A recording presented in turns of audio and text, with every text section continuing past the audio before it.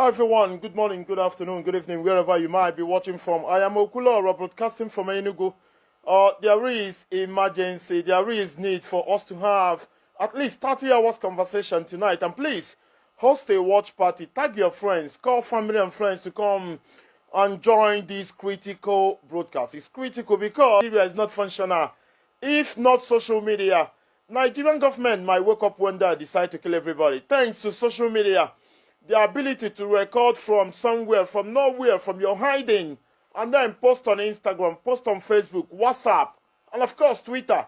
If not social media, I don't know what becomes of all of us. That is why the murderous government of Nigeria, the irresponsible 109 imbecilic, terrible, horrible, foolish senators in Abuja are fighting tooth and nail to ensure that they censor social media in Nigeria. And we misunderstanding in Imo State between the security forces there, the Eastern Security Network, a security apparatus or a faction of security or a security detail fighting hard, fighting tooth and nail to ensure that the Eastern people are safe. And we misunderstanding between them and Nigerian forces since 1 week. I'm telling you, I made my findings. If I maybe since 1 week. But nobody knows until today. Our people were killed today. That is the point. I don't know. I'm telling you the information available to me. And when that babu today. And those dead bodies I saw are not members of Eastern Security Network. There are normal people on the streets. They were killed in Olo. Imo State is boiling. And the terrible Abuja governor, Hope Uzodimma, the governor of Imo State, he declared good coffee in most parts of Imo State. A lot of people were killed.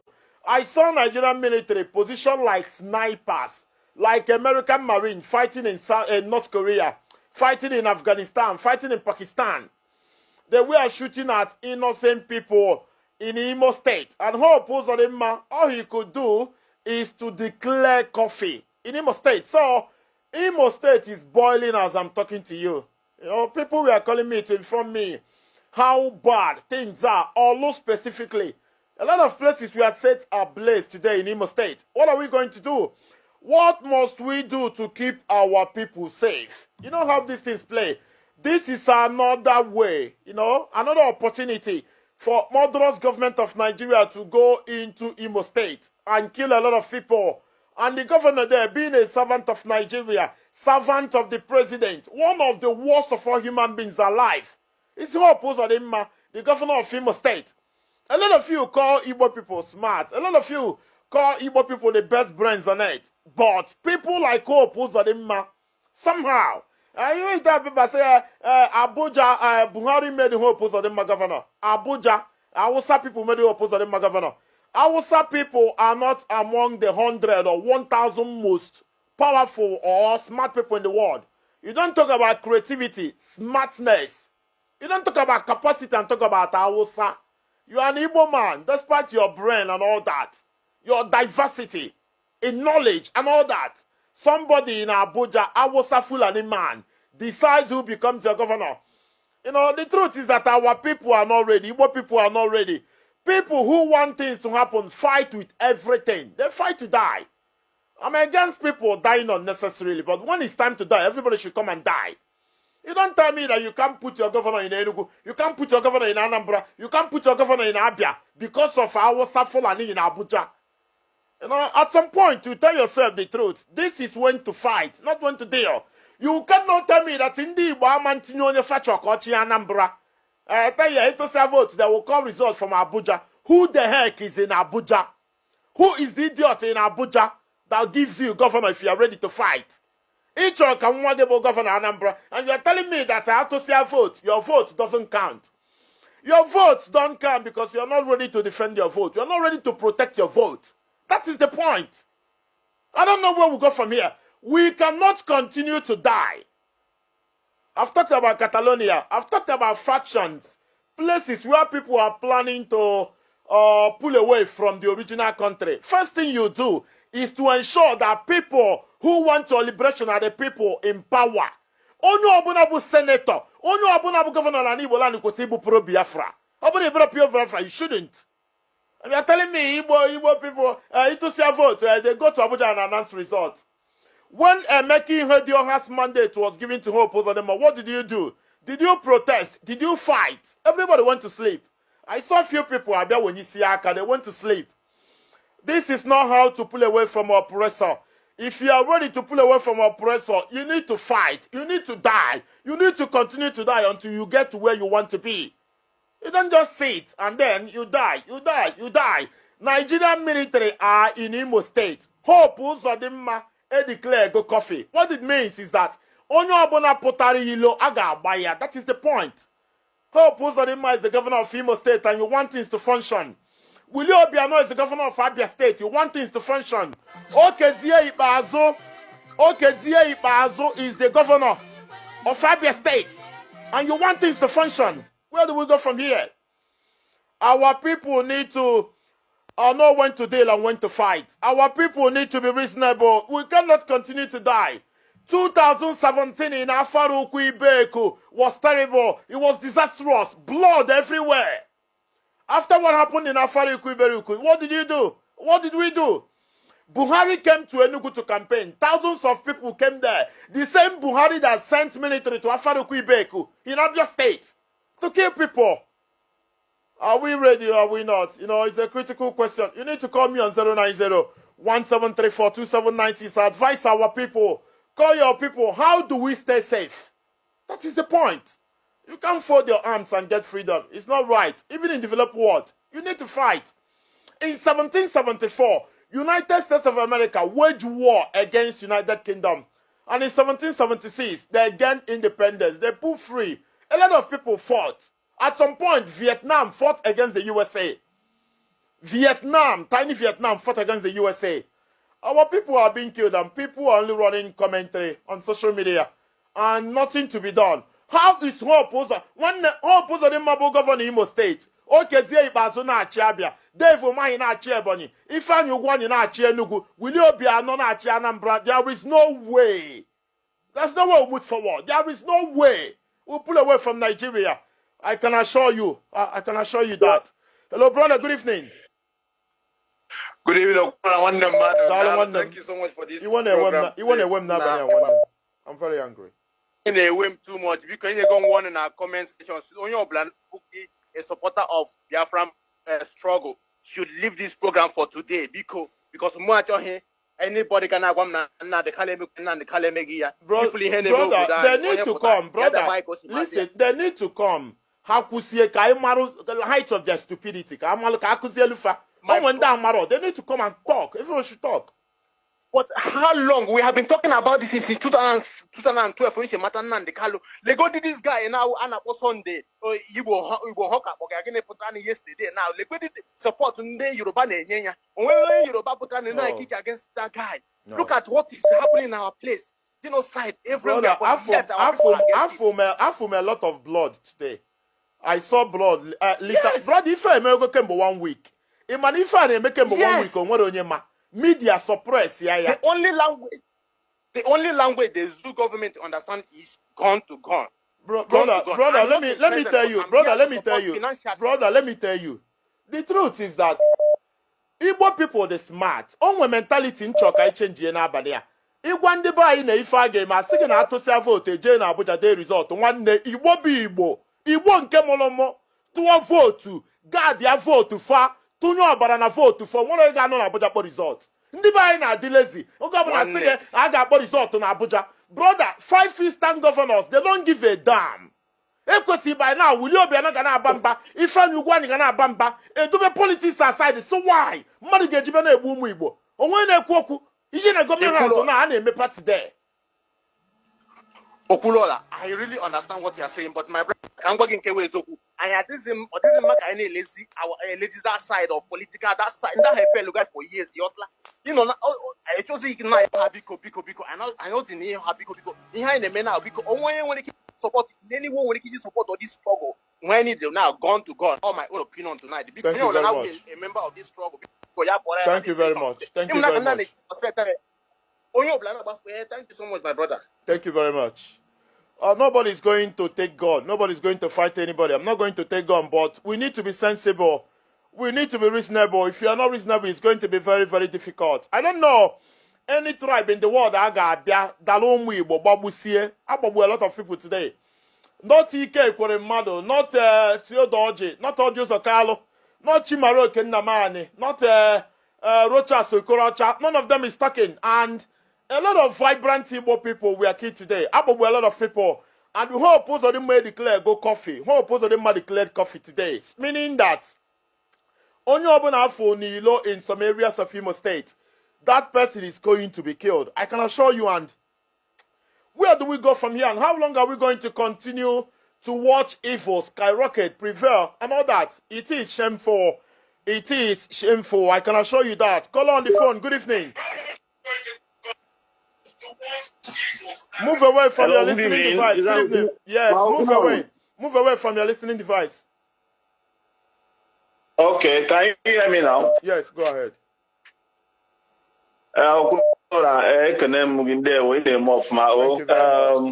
are the only media for now, apart from Ifane Sahara reporters, as the only media for me, Bona to go this case this night. And we are very proud of you. Thank you very much. We are as Igbos in Nigeria. It's not that Igbos are not industrious individually. But if I see political leaders in Igbo land, they are the money here they do. Nenya men are Yoruba land, few days now, everywhere is on fire. And they begged the military, the police to come and arrest the Sunday. And nobody did. I got me meeting and make sure that banning of Fulani herdsmen, the killing of killer herdsmen should be maintained. But Imo State since this evening, killing on broad daylight on innocent civilians. No single statement from the political leaders. President of Ohaneze in Igbo, Mbosia. Olube the one we came in Igbo. The first statement is on the release. Brother, let me tell you something that will shock you. Few days before the Ohaneze election, and we communicate leak that Ekugona Abuza no George Obiazo Gabu President Ohaneze in Igbo, and we know. Means that there are some people somewhere manipulating Igbo people. Brother, if we cannot block that channel, nothing is going to work. I am a very serious issue in Nigeria. Issue I in Nigeria brought just Abuja, over just Buhari, over the terrible aids surrounding Buhari. Igbo leaders were a problem. Even as politicians, even our religious leaders. I am a serious issue because here they speak up when these injustices are meted on us. Then the government and even the rest of the world will hear about it. Brother, but let me tell you the truth. The easiest way to pull away from anywhere is they get the right people to be in charge of your territory. Brother, Obuna 5 Eastern governors and 15 Eastern senators love Lundi Igbo. If I get men Abuja echi, if I remember how they protest echi, all of them, I get a key community out of Imo State. Ike Kweremado no somewhere now, Basaria, Rocha Sokorocha, Tio George Okalo, people are being killed on a daily basis. If Putakwechi is similar that a man to vote, need to say vote and on Abuja day result. You don't do that. If Igbo people cannot determine what happens in Igbo land, then we are in trouble. We are in big trouble. We are. I remember 2015, when Nnamdi Kanu put at that time, trying to speak for the Igbos. What I expected from the political leaders, my governors, my Ohaneze and Igbo, big Anitonia, me intervene between Yawa and the government. But what do they do? Garba Shehu confessed on a live television that it was Igbo governors that agreed to prescribe these people. But if you go to North, they negotiate with bandits and terrorists. If you come to Southeast, protecting their life and openly speaking against Fulani killer herdsmen. If you come to Anib, last week, brother, let me chip in before you go. Last week, Nigerian government, in collaboration with northern governors, only some bandits are pardoned and they were giving money and healers. You can imagine gifting healers to a bandit, a murderer, a killer. People who sold them souls to the devil. You give them money, you give them bike, you give them healers, and you came to Imo State to kill innocent traders. And nobody's talking. All hope Uzodema could do is to declare coffee in Imo State. and people are keeping calm. Where do we go from here? Before you hang me, before you cut me off, just final statement you make with that. Nnamdi Kanu, one Lochistan network, he made it clear that this thing is to protect our farmland in the bushes against the killers, the terrorists, even bandits who are from other tribes, who are not just Fulanis, but they are kidnappers and all that, against crimes in Igbo land. Why is it that our own political leaders cannot come out and say that since this outfit is against the crime, against kidnapping, against killings, why not watch them until they go beyond that? Yes.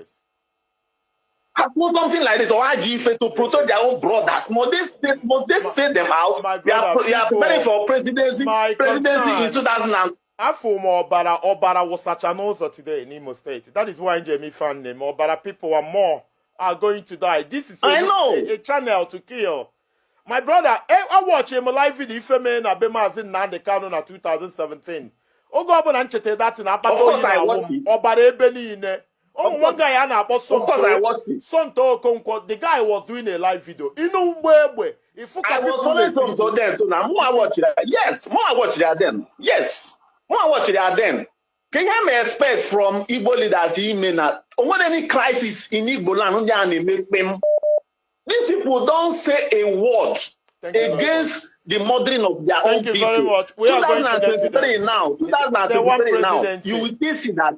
The one presidency. Thank you. 2023 now, you will still see that the best way to still deny them the presidency is to tell them, okay, oh, your turn. You will see that there will be 150 that will come out to be president. Thank you very much. Thank you. Let me make it obvious again. I'm making my position obvious before everybody. I know it's difficult. I know it's tough. I know that Nigerian system is corrupt. But this is time we have our person as a governor, our persons as senators, our persons in House of Rep. That is the easiest way to go. If Ike Kweremado, Enyi Naya Baribe, Theodore George Zokalo, Okezie Ibazu, Ifeanyi Ugwanyi, Willie Obiano, Obu Nandini na Afrain, and Uche Kunife, Sam Egu, Stella Odua, Chinedu, all of them, whatever they are. If these people feel about us, if these people have remorse, emotions, conscience in them, nobody's going to sleep tonight. All of them are going to chatter their nonsense, their imbecile selves to Abuja and ask questions as to why. Somebody will come into Ebola and start killing people. Afumo Obara too much today. The sight is too much to behold. I don't know how some of us sleep at night. In the Nesifi, are we losing it? Are we losing our culture? What we are known for? Our tradition? Being merciful, compassionate, accommodating your brother, helping your brother. Onurube one now, man also. I'm going to for today. If Obara isi madu tiwanozo. Because of Nigerian military. And you want us to keep calm. I don't know where we'll go from here. Stop talking about gun. Let's be civil. Let's do the right thing. Oh, Jesus Christ of Nazareth. Hello, good evening, brother. Hello, good evening, brother. Good evening, Okura. One of them good evening, Becky, is Abodogu. It's from Lagos. Go ahead, brother. Go ahead. Okura, here I am in Imo State. Here I am in my own village. Go. You see? Bambata December, this team bido. Hanandi police were Oku. Habo won the police now. So Ndami Abezie for the revenge. They are trying mad. On 22, Ndami Buzo had the plane of Bia, had the helicopter Bia, they are men severe. Eba. So on 22 nights, Kahajri in the morning, here about 3 a.m. Bia, how about the railway? Tieko, Elias 7 o'clock. I am Roy now. Mama Royal is open. If my junior brother was early in the morning, same about my mom because my junior brother was also. So same about my mom. I quickly call my mom. You are my mom. My mom asked now so require. In the morning, I had my new there from here. Hana ndị hana agbarati ụmụazị enweghị onye hafụ adọso na-agbarasị egbe na-agbawusi some people enwere one church nọ around the area agbara that church ọkụ so all those things a na-eme those guys say cool down na ha bezie ihe a na-emezi we ha bịa ha na-anwụkọsị ụmụazị dị innocent a na-anwụkọsị a na-ebu ha apụ ata eburu ha pụọ enwero ihe ya ama ebe eburu ha je ha ama ma agbawuru nwa ihe those people agbawu ka agbawuru ha so ọ dị ka ihe a ewego guys iwe guys apụtazie today esedizie ndị amị ndị awụ ọchịkata video today anya mmiri obere enwere nwa woman na-ere nri fụ ka agbawuru ya na amaham odi governor and all these our politicians honey no. Somebody from tonight, brother. More military vehicle are approaching Olo from Owerri. More. They are releasing more military. Why you go to northern Nigeria? Bandits, Boko Haram are overrunning them. Brother, northern governors neje negotiate their bandits. Of course, I from that thing. I from your net. We've not committed any crime. Those who are committing crime are going away with it. Thank you very much. The point is, if I get me can they buy the safe? I mean, they will shoot more. Only abachara egbe n'ugwu so will you abata east bule egbe. Bịabọbande nwere ife ha me. If I get me na can they buy the safe? One person who declare go coffee in most part of Imo State. And not 24 hours coffee. Yes. Yeah. Okurola I take for anya. I am here medicine now because all my oil too much. Because now some here old women now here now they between high BP. From there they are getting sick. So all those things now I am here medicine very fast. I am for the here name. Oh, thank you very much. I swear, yeah. Thank you very much. No problem. This brother na ikuno na village yaki ifa name. Ifa ebidogo for a very long time, but nobody is reporting it. We don't know. Nobody knows until yet today. If me, I was in Imo State on Saturday. I never knew. Brother, good evening. Good evening, Okulo. All the Madaluo, unsobu in Imo State. I na see ke if I get make Arab people to buy more. Only family now they will kill more. Okulo, if you know, nsogbu dị n'Imo State, like you said, n'eziokwu, but my brother, enwere onye na-agbala ọgụ ọsọ, onye ọbụla na-agbala ọgụ ọsọ abụla man. Otu nwa na everybody, ma nwa amụrụ afọ bụ nwa bụ nwa ebu n'afọ amalụgo that na uche ndị Awụsa bụ igbuchesi Igbo youth. Ị ka na-ekwu okwu niile n'idile egbe na n'idile mma. Who says that? Ife ndị be anyị n'idile ime bụ ịkwado ọfụma ma nwata bụ okenye ịkwado ọfụma ịpụta. Enwere onye na-ekwuzi okwu na n'idile egbe. Ifuru ife mee n'obi Igbo. Amini months now Nnamdi ife a n'obi Igbo gbuchesi ndị mmadụ enwere ife mmeri. Enwego nke eme na Anambra steeti gbuchesi nothing happen. Nke a na-ahapụ n'Imo. Ị ka na-ekwu okwu na n'idile egbe. Gịnị ka n'idi nọ ihe n'idi bụ ịmana ọkụ na ọba anya ka dị Sunday mere ihe anụ o mere. Ịmana ndị Hausa aka n'obodo ya na-agba ndị mmadụ ka brother, how ready are our people? Obodo Igbo ka ị nọ nwanne. I should be telling you what is going on here. Brother, sorry to say, our people are not ready. I swear to God. I cannot lie to you. I mean, brother, I'm not people are not ready. Our people are ready. I was following you now na your comment. Now, fuck, one idiot, one big fool is Nnamdi Kanu is the problem. How can Nnamdi Kanu be your problem? He's one of those who are not ready. He is one of those who are not ready. My brother, what people say, Nnamdi Kanu is one of the most intelligent of every human alive today. Nnamdi Kanu can decide to quit Biafra and work in any office. Nnamdi Kanu, if he wants Nigerian government to pay him 20 billion to quit Biafra, he's going to get 20 billion. I don't know why. This guy have made a lot of effort, sacrifice. I don't know, black people. Brother, let me be honest to you. People are not ready. People here are not ready. I'm being truthful. People here are not ready. Unu wabi obodo Igbo, unu afugi ife, ọ na-ewute unu. Mana ndị a na-ebe a, brother, anọ m ebe a, anọ m obodo Igbo. That is the problem. Onye nwebe 2021, Anambra go be election, brother. Ha ga-ejekweje na 500, nara 2,000 naira, nara nnu na magije tụọrọ the oppressor votes. Ekwesị by na n'Igbo land, Igbo campaign, ofu mmadụ ama mpụta. PDP, apụga APC, ikwu ekwe mmadụ ama mbịa. Brother, the reality that PDP and APC can add a crowd in Igbo land, we are not ready. I can assure you. Take it anywhere. Of course. So the only thing, I'm more personally, I believe that the option here ọkwa ife otu Nnamdi Kanu si kwado this eastern security now kwado ha anọ m na even before unu amara this one abụghị m na ha na ndị amị enwego serious challenge ndị amị anaghị agba those guys egbe agha agbalọ ha agbalọ ndị amị na-eje ndị amị all those military people la na-ewe but they won't show those ones they won't show those ones. Before you go onwe ife mere arịrị wee gbuo m, you know, after ka Buhari jesiri jegba Afarokwu Ibeku na 2017, few months after that Buhari bịa campaign n'Enugu. My brother Nnamdi Azikiwe stadium ju n'ọnụ, in fact alọkụlụ Enugu down. Nso kwa ndị egburu ụmụnne fa na Abia steeti bịara imerụ Buhari, campaign na capital Igbo land bụ Enugu. Nwanne ka anyị na-agwa onwe anyị eziokwu, eke ha 500 etiri fa boss. Thank you. These are the people we are dying for. These are the people you are fighting for. These are the people giving you sleepless night. Brother, Anambra game election this year. Ebido campaign. Unjeba na make campaign. Say thousands of people picture. Send dialogue here. Okay, what if I'm now going now?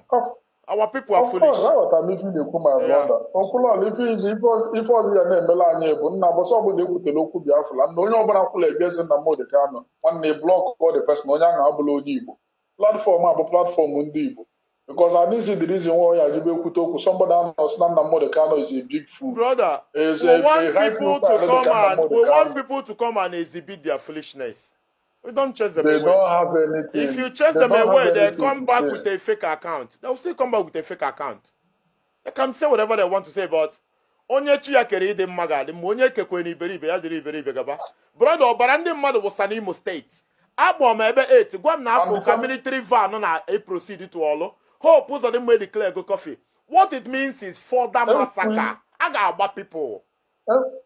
And we from one of my friends a few days ago. My friend Nigeria need one no blood in Nigeria southeast if I needed. Oto that hope ụzọ dị mma nọ na nwanne. Owolo convoy ya nọ na Nigeria with military na ndị SS Okulola nwanne. Ofu miza yo so ofu ebe hit you no convoy ya. No, Kulola, I'm telling you the next. I'm telling you the honestly truth. My brother, let me tell you, my brother, leave all those missiles and all of that. And what he found out, when NSAS happened, and they tested our resilience, we couldn't stand. I am standing with her. All the case was NSAS. Obu they proceeded with that NSAS for 3 months, 4 months. There might not be Nigeria today. Obu when Nigeria, all the politicians got also some Ghana, Mali, Guinea. But we couldn't sustain it. One thing is starting, another thing is sustainability, brother. Obu a man sustain will do not start. Do not start. I can assure you. If I strike you for governor, others I strike you for that southeast. Or Benugu or Banambala or Bimo or nobody strike in the Kita. Also mean the rest of them are Thank you very much. Thank you. Thank you very much. Let's forget striking and all that and discuss how to keep our people safe and find a way to get our people to be reasonable. If Igbo people, a lot of us are reasonable, you don't even need to shoot anybody. How about campaign, a boycott? You can go to Olo, you go to anywhere. What I want when you wish them, Piana walk and me and Angoka, you may a governor, name me fight you. If you are Nugujena, Bugo, Moijen and Kerefi, Moijen is Zago, what I want Piana Tenko. I told you vote or Chibenugu or maybe fight you. If all these people are still there, they are going to continue to consent federal government of Nigeria to come to Igbo land and kill people, shoot people, commit suicide, or commit murder, commit genocide and go away with it. We need to understand the point. You know, I'm not one of those who put empty threats. I hate to put empty threats.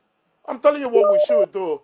If you are going to fight, we need to be ready to fight. You need to sustain the fight, or it's going to be very, very difficult for our people. Caller from Netherlands, good evening.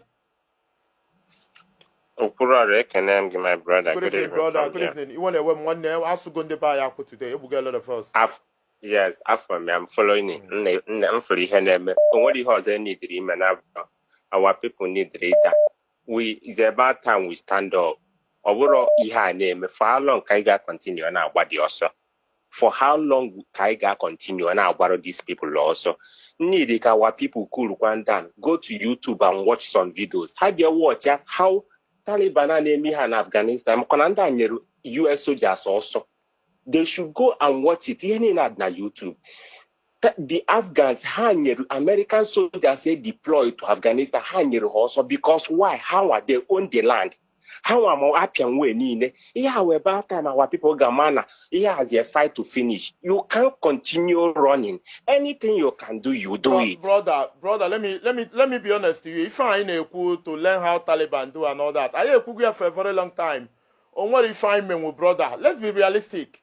Our people need to be reasonable. Yeah. The only thing we need to do is to do the right thing. Will you be an if you go and you oppose on my back campaign, I boycott offer. Boycott them. They should fucking get out. In a quick we one no one in Abueba. Our people are not ready. I'm not brother, it is sensible, it be Netherlands. Nda Bieba Amalife. Ndi buy na Fabieba. A lot of them, they make campaign na Anambra. In a Mewurio campaign, Soludo, all of them, the same cabal, the same set of people. Hano kaine kwifas na yamari fine eku. Let's do the right thing. Let's do the right thing. Omore na Bobu governor, I man na Bobu governor. They are there, they've there, terrorizing us, killing us. One day, nda wosa na ebu 1,000 people ebucha governor Castina, governor Kaduna, Bokota Fapota Abuja, asina apod and go for ebi han hilos, binya ego, binya ha machine. Ha jekwe ni imo ya na agba mmadu egbe. Our problem be Eastern politicians, brother. 5 Eastern governors block or 15 Eastern senators block or mother amamba mother pakam na Igbo. Only if I may now, I am not kidnap mother, I am a boom mano, on we send the Igbo meiche. I be exposed, I am one of the friends. The politicians sign were loyal to Abuja. That is why we need to take them out. Abana mother Ewe. There are other ways of taking them out. We can do that. It's more like we are saying the same thing because he need to something gaba hojo. Like protest, just like said, and such protest. All the thing continue for extra 1 month.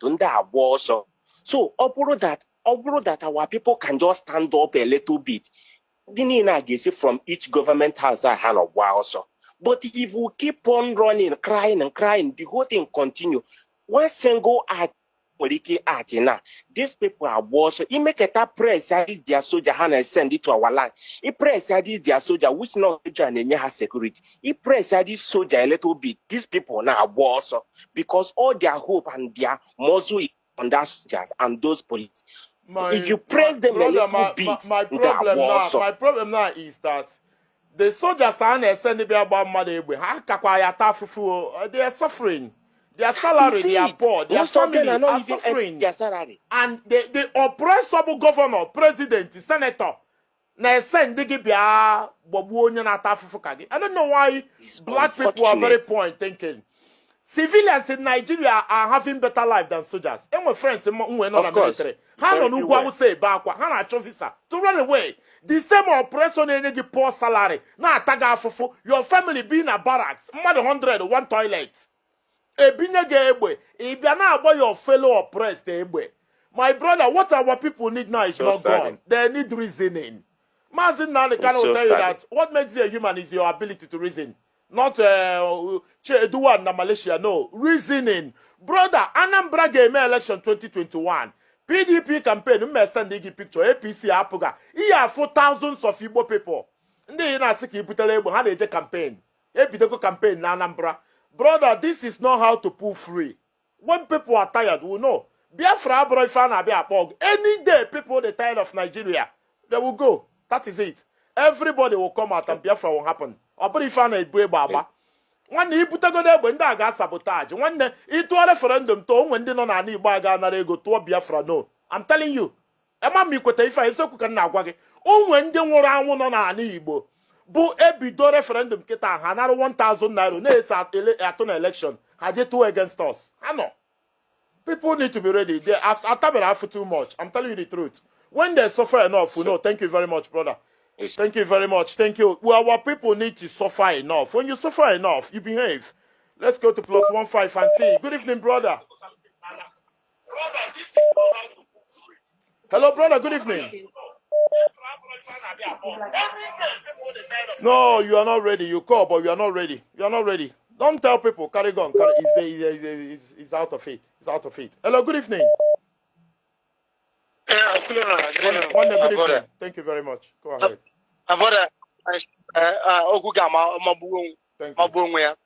It is right time. It's right time. People, we are conquered. territory. And Igbo is being Igbo since ABC regime confirmed. How can a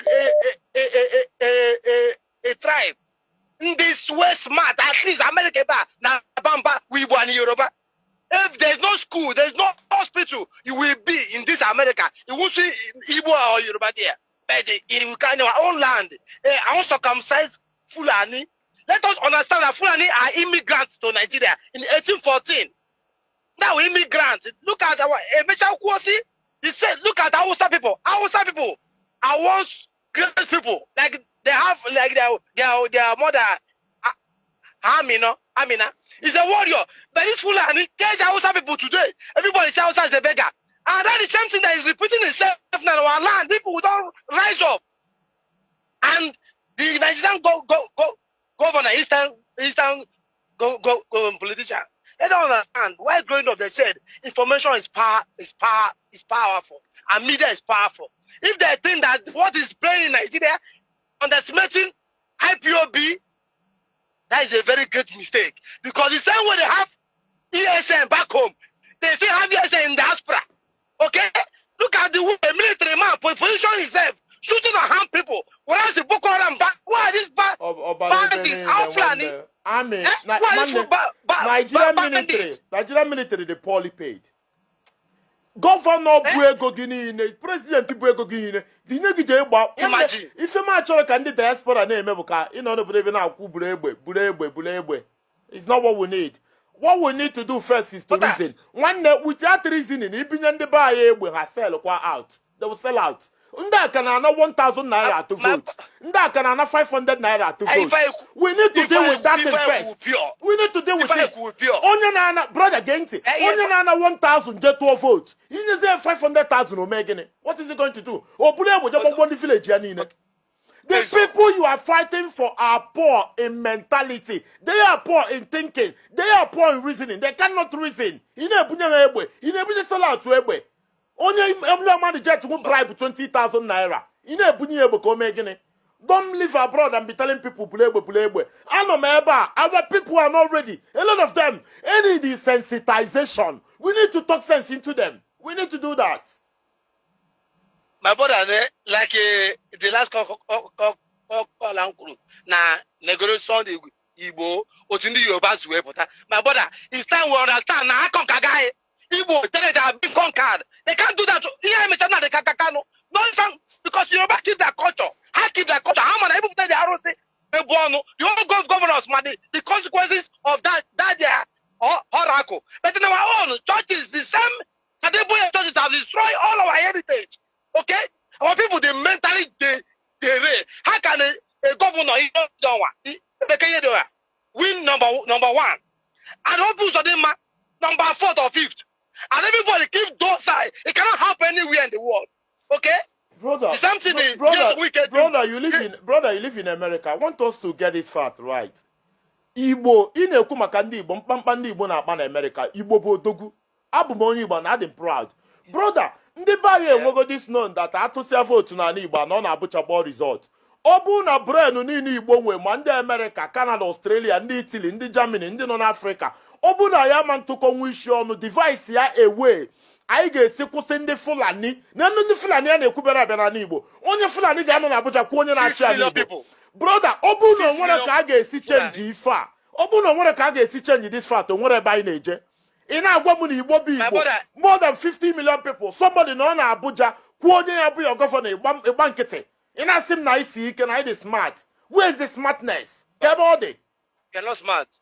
My brother, if I kwuo eziokwu, ọ bụ na ndị Igbo niile nọ the whole world, especially ndị nọ na diaspora, my brother, o nwere ndị Igbo ndị ike ada na afọfa.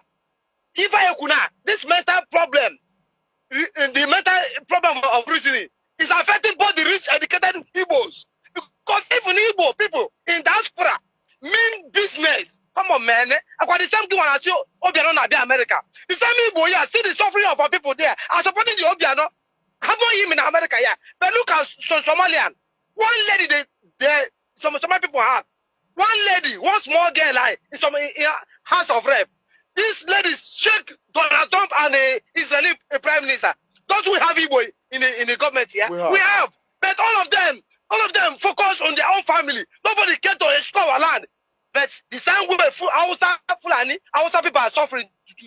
we don't take time, I pray our future generation not continue like Hausa. I am worried, brother. Thank you very much. I am deeply worried about welfare of Igbo people. Why you have a leader is not just to build road and local. Why you have basic need or basic duty of any leader anywhere in the world is to defend his people. You defend his or her people.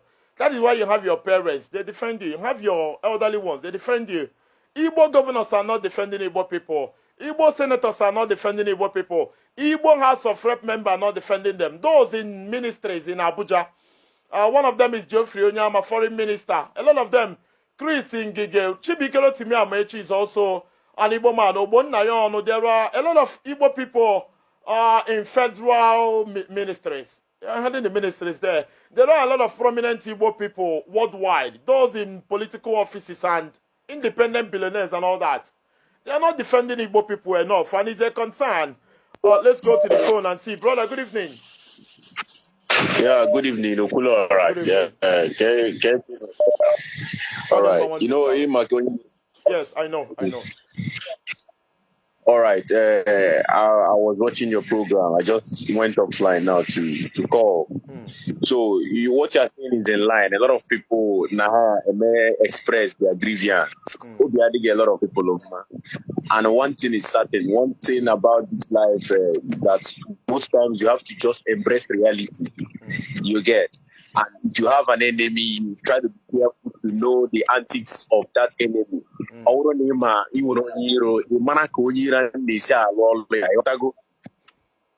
When they do your eyes on the goal, you have something only a boom no jable no be my achieve. Yana natural let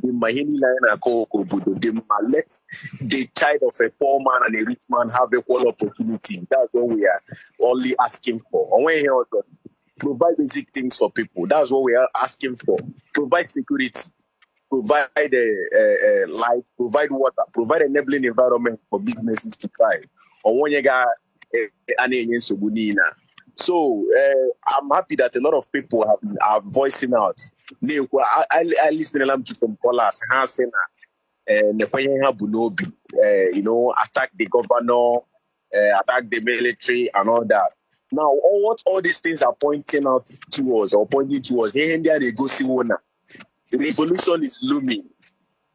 And that is a fact. It's a fact. All the reality now on ground. Revolution is looming. And it will surely happen. Very soon, before the manifestation. Very soon, for the manifestation. Like 3 years ago, that the awareness and today about how the country has been badly run for so many years. The kind of awareness I want today now about the need to separate and go separate was in this country. So but some callers are caller today now. Who say the best way weapon there and also. And as I'm speaking to you, I'm a realist. As I'm speaking to you, in no distant time, somebody that are down. We can all go again, maybe all get more again. Mana, now, Hendy Akwana Puru no bin them madu. Okay, met something more than a deganya. Or we can add on young Porogina for nature to that. That is a reality. Brother, I'm concerned. I don't know what to think. I don't even know how I'm feeling tonight. A lot of people were killed today, and what I want us to achieve today is to devise a way to keep our people safe, to advise them on how to be safe. Nigerian murderous military in Imo State and Governor declare go coffee.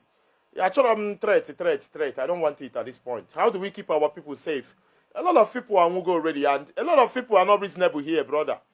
Brother, hope who's on the map of election no okay follow now. Hope who's on the map choice election no people got put up on all and get to all your vote.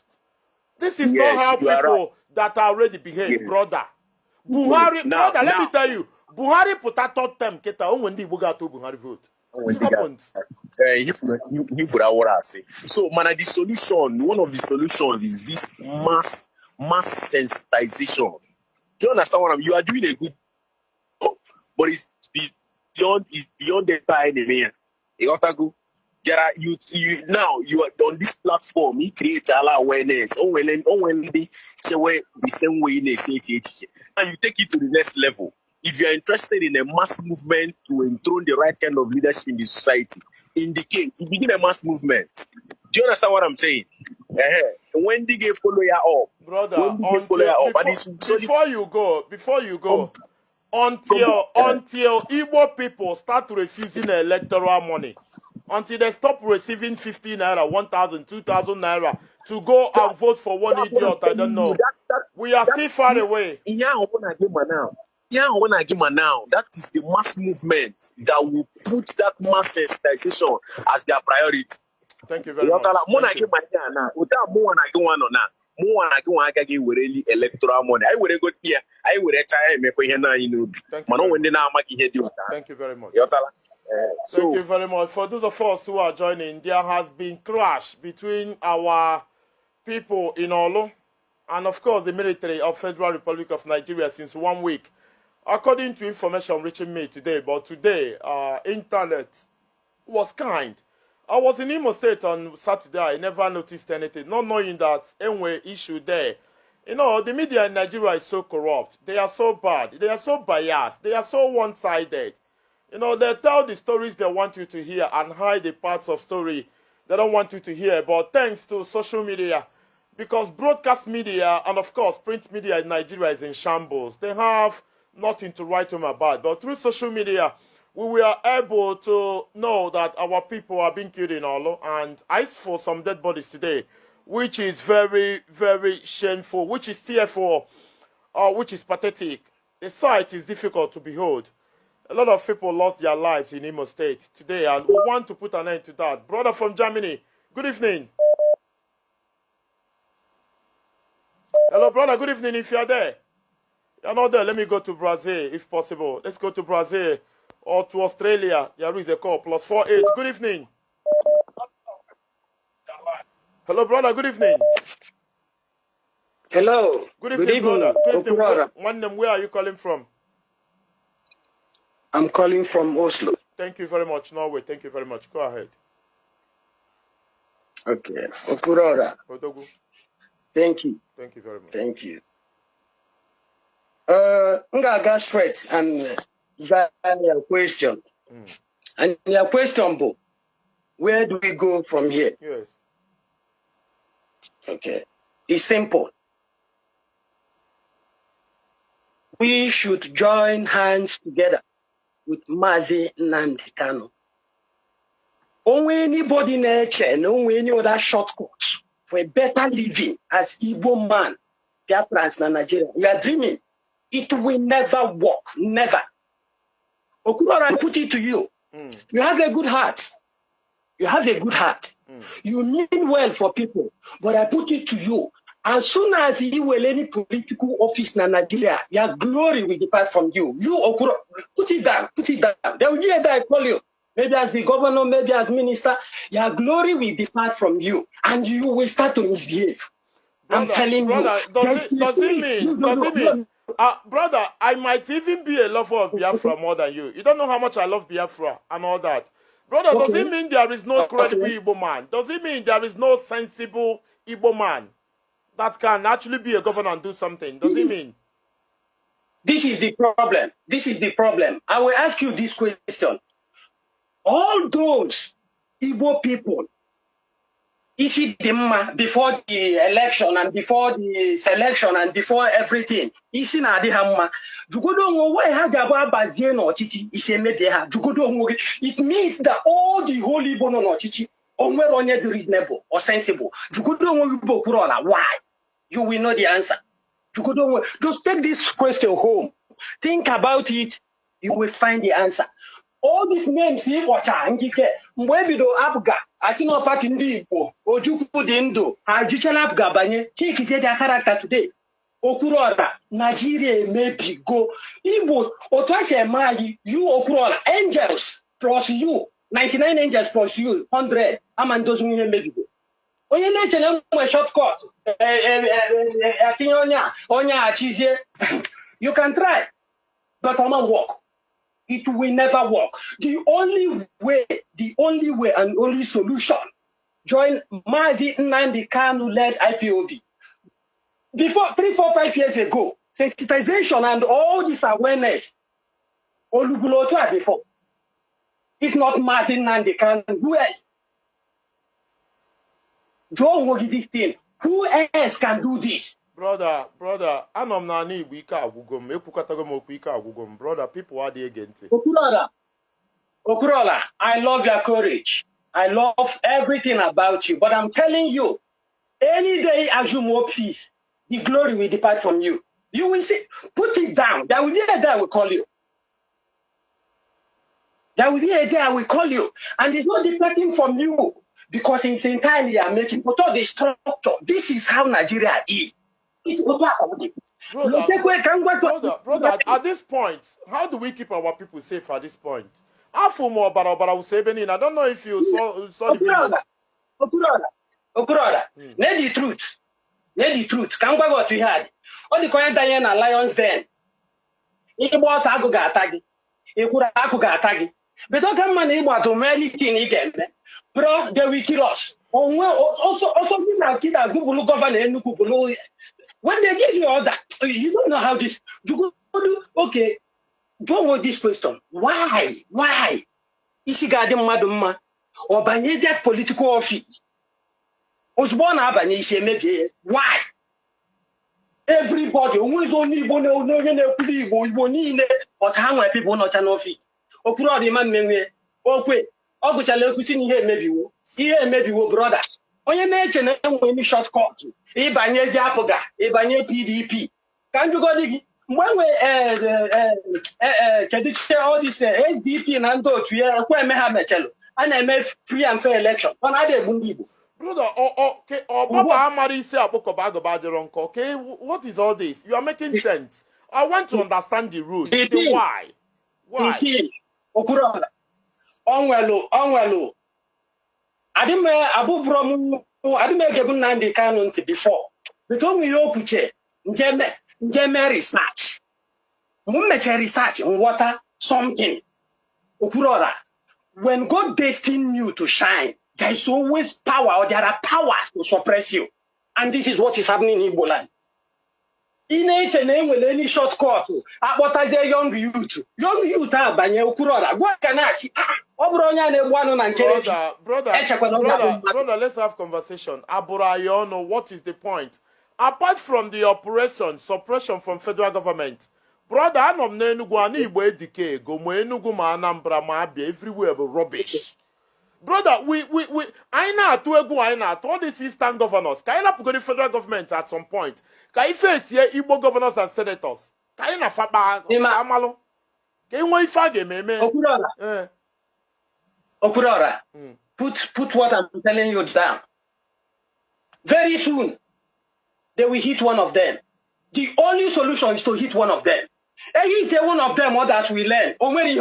Because these people, may enjoy 8 years, didn't do the guy, but now governor of such a place. Brother, let me be honest to you. You are in Norway, I'm in Enugu. You might be in Oslo, I'm in Enugu. Yes. I'm in Enugu, capital of Biafra. Yes, brother. I'm in Oslo right now.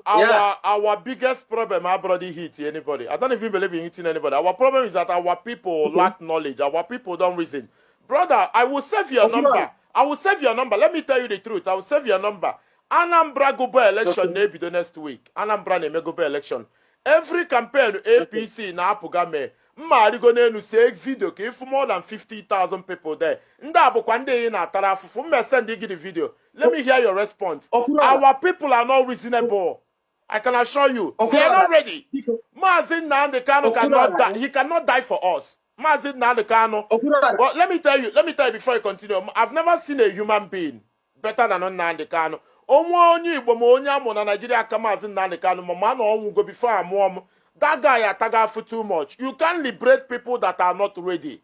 Brothers, I'm talking to you. Abba from Enugu State Government House in the afternoon. A full group by group. Ndinne amara akwa akuche egwu enye ha ego eti ha na boss anaba. Ife abifa na eme na Igbo. Ndinne abu ndi Igbo. Our people, millions of us are not reasonable.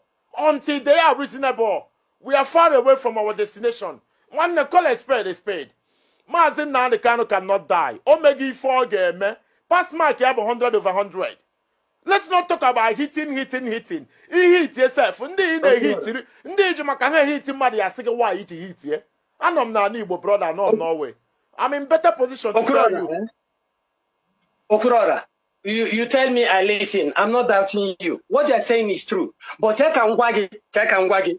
He have full any mind game. Genki. Unda neja akuna line na analo 1,000. Oh, twaka full and is we meditating. Okahane jenu na uwa just wait Okurora. Okahane jefa ejenu boy ako editi haiko. Imadi reason. There will be more hunger. Again, from 1,000 to 500, people will take. But each matter na people may have to referendum. I'm telling you. People might have to. I'm telling you. Forget another 1,000. Okurora. And we move Digano. And we move Digano. In other 900. But brother, I will not. Referendum. What do you think? I will not. So, how am this thing to suppress? It might be hunger. It might be hunger. Expect more hunger. Expect that 1,000 will come down to 500, and people will take it. And this is what they want.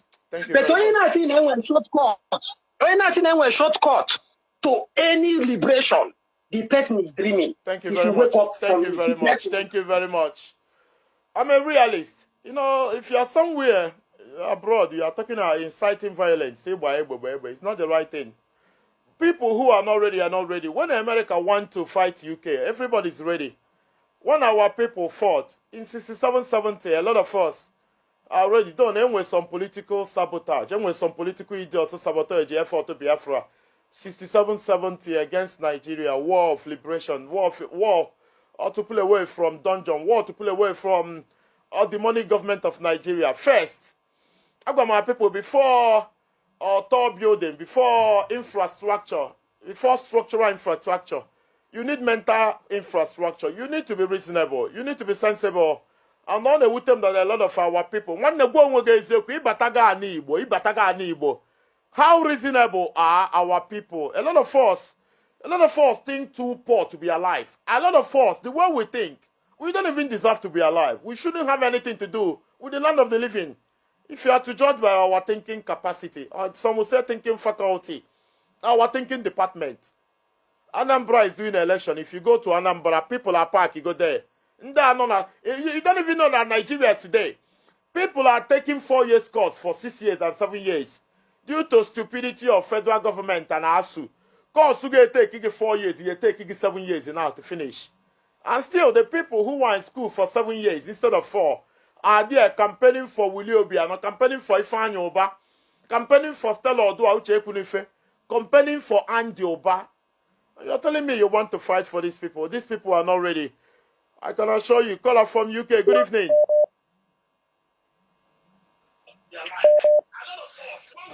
Good evening, brother. Move away from your listening device, please. Move away from your listening device, please. Good evening, Good evening, one day. Good evening, sorry. Thank you very much. Good evening, Okurara. Okurara, I'm bad making a good evening. Thank you, one name. I'll leave a book on one name. Chuko Kike onye opụtara gị nwere ji wepụta gị Chukwu gọzie gị. Thank you. Afọ m bụ Chidebe, m na-akpọ from India. The only solution now, because ọnwụ mmadụ abago and ọbara na-agba as we are talking now, the only solution now is for people to move to the government house of Imo State tomorrow morning. All the living soul, every human being in Imo State, Wundi Igbo, ha move governor government house, coffee or no coffee. Ha ga other place, ha ga jụọ governor. Kedu ihe mere ndị Nigeria ga-use Nigeria army na-abịa egbusesi ndị Igbo? Na state ọ na-achị, ebe ị na-command your state. Na state ọ na-achị, ndị ọṅụrụ iyi na ọ ga-protect. My brother in India, few days ago, Governor Katsina ji ekpọta bandit, ndị anaghị agbagbusi mmadụ, akpọta fa apada na ọfa nye ha ego bicha ahụ hilos, eme party with federal government. Mana ndị Igbo enwere ife family ka ịbata na steeti fọ na-agbafe egbe. Keifa Jisikolu. Okorocha Sokorocha of Senator Nimo State. Benjamin Wajumogo Zuzurugo Nwo. Kebe ndị a na-akpa afa ndị ogriga when all these Igbo people. Ifeanyi Obandi, all of them, Stella Odua, Uche Kunife. Where are they? This year, the ihe mere ndị Igbo abụrụ ihe abụrụ tata ka o bidoro ihe mere for long. Since ndị Igbo mechara atọ bido hụzi ego n'anya karịa onwe ha. Since aka ihe mebiri n'ala Igbo. Ndị Igbo is ready to sell his brother for peanuts. Ore nwanne for peanuts. Ọ bụghị ugbu a ka a na-asị onye ube nwanne agba n'ọsọ ọbụghị kịta. Ndị Igbo ji aka na-egbu onwe ha. Ndị Igbo ji aka na-egbu onwe ndị Igbo ama na ha bụ ofu. Ndị Igbo ama na ha ofu. Ndị Igbo ama na ha bụ the sort of the brother, even when people talk about Mazi Nnamdi Kanu, some people don't understand. In 2015, etokata Mazi Nnamdi Kanu during the election. Nnamdi Kanu mecha beba akwa. Brother, do not vote. Only for Nnamdi Kanu could have 2015. Also, whether you vote for Buhari or you vote for Jonathan, your life will remain the same. In fact, we're going to see the Buhari president, Jonathan vice. For 8 years, your life will remain the same. When Nnamdi Kanu Kuchari and they vote, they voted in 2015. They went. They voted. Ọ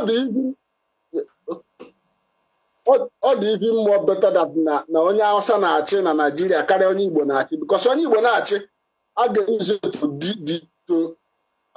onye Igbo a were buchasịa more people self karịa oge ndị Hausa na-achị. Brother, if you look at the broadcast now, there are certain group here attacking Mazi Nnamdi Kanu. There are those that are defending Nnamdi Kanu, and I'm one of those in support of him. So I have a problem as a people. At this level, I know. Some people can akuru okezi bazuaka, hana akuru tiodo ojiaka, hana akuru ojuzo kalu aka. They are against Nnamdi Kanu. Why we are in support? Our people are not ready. That is it. Or if venture can they buy water? Nnamdi Kanu, here in Nnamdi Kanu, the truth. But the only thing mistake they may want to do Jewish. Or they will turn about religion again. Brother, that is not the point. The point is, brother, if I know kuna bonde ba ya na egbu no look, if how do we keep them safe? What would you advise us to do? The only thing I get man of tomorrow morning, every human being on a Imo State will go on a government house of Imo State. The governor need to answer.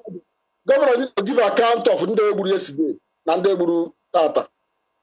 Thank you very much. Every living soul, every human being, man, what I'm okay. I don't want to believe man be you to get on a government house tomorrow morning. The governor needed to answer the question of government of Nigeria. Governor can answer the question tomorrow morning. Thank you very much. Thank you very much. Caller from India, thank you very much. I don't know where we'll go from here. I don't know. Good evening, brother. Hello, good evening, brother. Hello? I don't know. It's not working. It's not working. It's a local call, so it's bound to have network issue. Hello, good evening, brother. Where are you calling from? Good evening, brother. Are you there? Hello, brother. Brother, good evening. Where are you calling from? I'm calling from Mexico. Mexico, thank you very much. Go ahead. Yeah, I want to thank you for your program. Your program is very good. Thank you very much. You're just enlightening our people. It's what is happening in the Imo State now. There's nothing I know this is will happen because when somebody that Abuja will impose a governor to you, what do you want again? What do you expecting? Just like you now, something that you don't merit it, somebody give you. What are you expecting? That's what we're expecting. That's why we are crying for mercy. But our people are so dumb. When they impose this very man, our people don't supposed to agree. Our people supposed to die. They're supposed to die. The government will know. These people are serious. You see what happened for Edo State? If Edo State stand for that thing, that's why the FBC tire. Nothing they can do is only to leave the choice of the people. No matter they are going to court now, want to remove the man. Our people is problem. Our people have problem because the government They have a big problem. How can you take a, when they see what goes on them, man? The poor people, the useless people, all the tax will follow him. Hope can't get Managaga. He will follow Hope. Brother, They will follow up and die. brother, listen, these people not to vote are hopeless, aimless, unemployed. You are still following Hope for them. Brother, Hope for them Putaku no over tomorrow. He got for more than 10,000 people and they see an azo. Our people are hopeless. I know Our them. people are stupid. They are hopeless. Brother, and what about Biafra today? People. Brother, listen. And what about Biafra today? Because our people in your Mazi Nnamdi Kanu maximum support. That is the truth. Will you be my brother, let me tell you now. Let me tell you before you go. Listen, brother from Mexico. Ana Yoruba, ana enwe natural kings. Aka na enwe natural. Imana ni Igbo kita no governor na ekwu onye bụ Igwe. I don't know if you know. Governor na governor na ekwu. Yes. So Igwe ọbụna governor bụ onye 10 million naira. Ọ na-agwa community ife anyị mesi tụọlụ wili obi anọ vote. Akpọ Igwe ndị ụmụ ọnya 10 million. Igwe ndị ọka 10 million finish. Ade enweti organic or natural kings. My brother, Ijebe Yoruba, ife a na-enwe bụ natural kings. Even if Yoruba, it won't happen. It won't happen. He can't. Just look at that state. Don't they see Basu? Only buy the innocent car, the jeep, give all the SS, the kings, and there is no road. It's waterable. It cannot move. Hamaburusie ke ewu bia na lumoto. One oge Igbo be governor na achi Igwe eje. Igwe doesn't come to see governor. A traditional ruler cannot go to see a governor. A governor goes to traditional ruler. Who is a governor? These ones are political. One day, will you be a non-revoke certificate governor? Will you be a can decide in Igbo no another certificate? Look at see where Igbo find themselves. Igbo have finished nothing. Look at where Igbo find themselves. If you go to this hopeless now, if you go to from Olu, my brother from Mexico, before you go, let me tell you, some people don't understand leadership. Onye na sim na hope also the man brought the cause of Ife Emerimo said, brother, listen, brother, before you finish, Mungabo Kulor, Obuno governor Imo State. Mejeba and Damino Basaka. Before they shoot my people, they will shoot me. Leadership comes with sacrifice. It comes with sacrifice. Number one man in the state. He is the number one man in the state. The chief secretary of the state. The people, some of our people don't know what is government. What is government? Where they elected him there is to defend them. It's to defend you. That is government. So if the man cannot defend you, that's no use of government. So if the people, what these people need, the Igbo will all the youth will move to anarchy government. Igbo will move to anarchy very soon. I'm telling you true. Igbo will move to anarchy. No government in Igbo land again. The time is coming very soon. It will happen. Igbo will go to anarchy. Thank you, caller from Mexico. A lot of us are busy attacking Mazi Nnamdi Kanu. You're not even asking yourself questions as to why we'll solve our problems in Igbo land. Igbo land dedicate goes adiro, milli adiro, Mazi na apple from school. Hospitals are a mess and all that. You don't care. All your concentration, your attention is going towards Mazi Nnamdi Kanu, who is an Igbo man like you. I'm Igbo man. Mazi Nnamdi Kanu is an Igbo man. Nobody is a bigger Igbo man. We feel tomorrow that what he's doing is not right. I start up a movement for myself. I try to build audience, followership, and see how I'm going to liberate Igbo man. Coming or walking up and down, castigating Mazi Nnamdi Kanu doesn't change anything. For me, I think he's done his quota. If Mazi Nnamdi Kanu decides today that he doesn't want to discuss the affairs of Igbo people, I'm not going to blame him. He's been there for years. He's lost both parents. He's lost a lot. He's denied himself a lot of privileges, fighting for people who are not ready. If you are today, you are telling me that Igbo people are ready. You can tell me that Igbo people who know Obodo Iba are ready. But Igbo people in Igbo land are not ready. 90% of them are not ready. Even unu want Obodo Ibo, unu na-eme meeting maka Biafra, onwe ndị na-agba unu mgba. Ndị a na-agba unu mgba bụrụ ndị Awụsa, bụrụ ndị Yoruba, bụrụ ndị Niger Delta, ọ ndị Igbo na-agba unu mgba. You know, sometimes you tell yourself the bitter truth. I know. Truth is most times, let's say sometimes, difficult to bear, understand, or to take.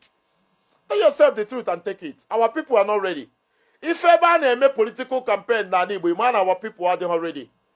They are not ready. A lot of foolish people in Igbo land, I must assure you. There are a lot of them. Caller from Germany, if you are there, good evening. Hello? Good evening, brother. Yeah, one day can name you. Can I direct one them Dalo? Yeah, man, I give him Afam Babuchi Godwill, calling from Germany. Yeah. Yeah, I make once again for Oro Mwenaro. God bless. God bless. Then age come opportunity and I can Nanyuku Mazi Nnamdi Kanu, Noro Monaro na Biafra. Then one important thing choriku maka ndo otu anyị ndị na-ala bekee ha kwụsị na-eme nkiri. Ịghọtara, ana m asị na ha na-eme nkiri in a sense that na ha n'ọba anyị ha ama ihe ndị n'ọba anyị na-afụ. Anyị nọrọ n'ala bekee anyị na-ekwu too many things. Ịghọtara, ndị egburegbu n'ọrụ today bụ ụmụ mmadụ, ihe awụ ụmụnne mmadụ. Obi adịghị m mma since morning na watch this program. I'm bittered. Ịghọtara.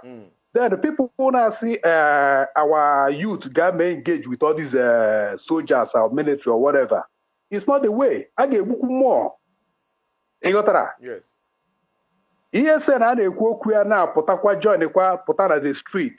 More people will die. Nobody is ready to lose any of their family members. People are dying every day by the hands of this, Fulani whatever.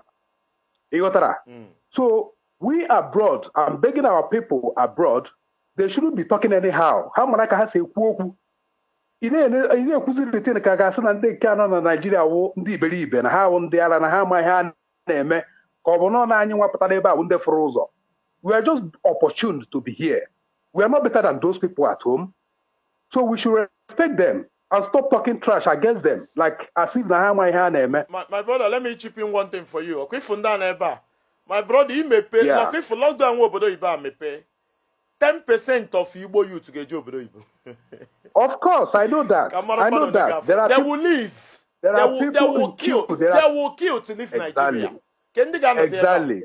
That's the point we are not addressing. There are people, in that aspect, there are people who visa Oboda, a lock or down.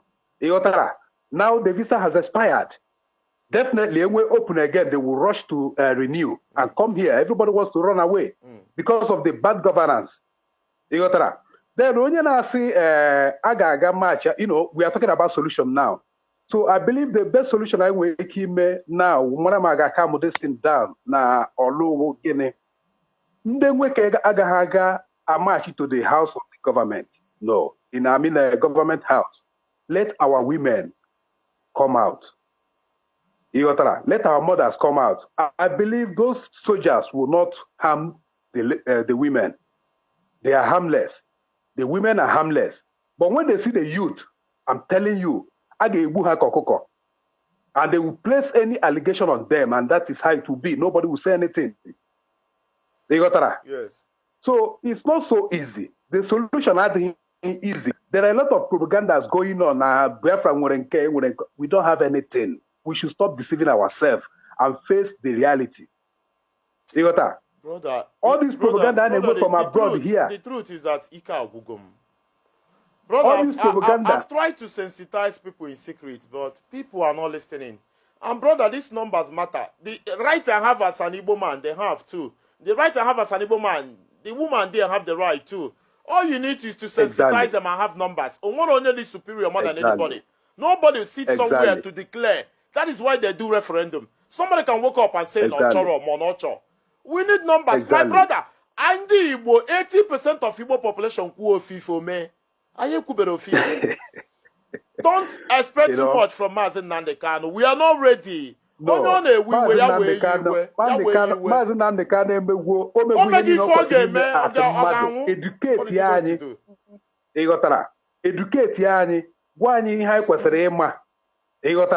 So it is left for us to use our head and finish it up.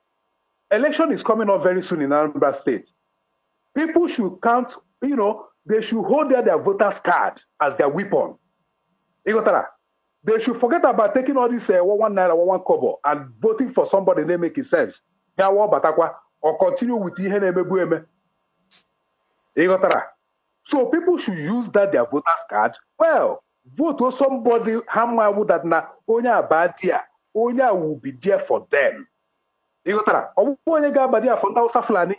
Brother, I'm going to ask you before we go. Ka isi biri na ala Igbo, gọvanọ na-appoint onye ga-abụ igwe. Mana gọvanọ na-appoint onye bụ igwe na ala Igbo. Yeah. Ọ point isi ya, ọchịsị ya, ọkpọta onye ọzọ mee ya gọvanọ. Ife a bụ ife anyị kwesịrị ịsọ tụgoro first. Why gọvanọ na ala Igbo ga-eji na-appoint onye ga-abụ igwe? Nwanne Glory Igbo anakwa nsọ enwe ya na-akpọ nsọ anị. Gọvanọ ịpọint igwe, gọvanọ igwe sit down, stand up bụ nsọ anị. All violation.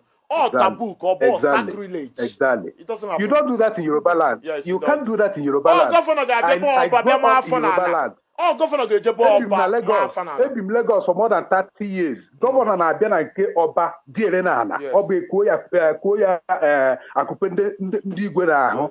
Ịghọtara? This guy ara akpọ Sunday Igboho. Ịghọtara? Na ka ndị be ha si wee kwụrụ ya n'azụ. Akagwu ime this guy arrest since. Mana ndị be ha kwụ ya n'azụ. All the governors Kuyanazo, all the Obas Kuyanazo. Now the Nigerian government could not take this guy. Governor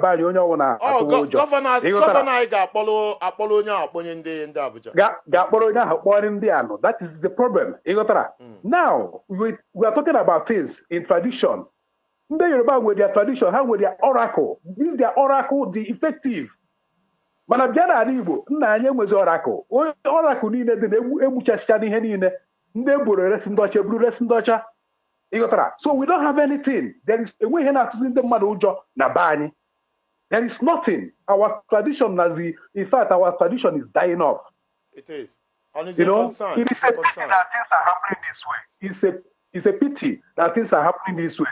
And I also, I don't know how to say this, but I sympathize with all the families that lost their loved one in this issue that happened today. I pray that God will give them thank you very much. A big hand to weigh it down. Thank you so much. Thank you very much. Our problem as Igbo people is that our opinion is vast. It's too divided. And when opinion is too divided, it's difficult. It's very, very difficult to make something reasonable or sensible out of the whole thing. And it's a concern. Caller from Germany. Good evening. Good evening, brother. Yeah.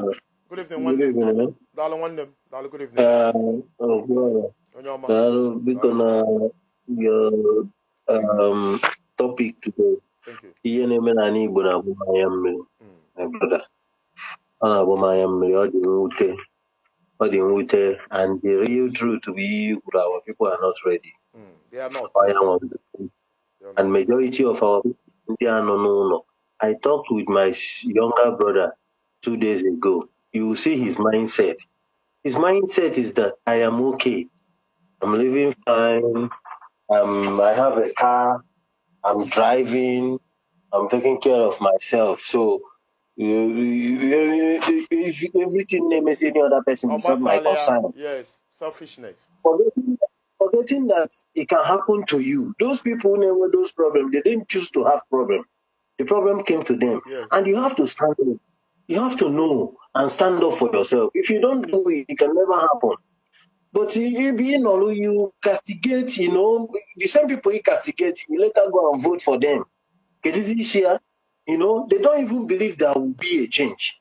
The one part when nobody believe there will ever be a change. They know that the things are bad, the politicians are bad, but they are not ready, to agree to themselves that let's have a change. They don't even believe that will be change tomorrow. No, they believe on anything like changing tomorrow. They have accepted, the condition of, the condition the politicians do and everything. And when you try to talk to them, it's very difficult. It is. We are not ready. But I'm still saying something. The last caller now said about we have one problem. That one problem. When I saw to that problem, okay, it will go a very long way in helping us, which is going back to who we are before the white man came.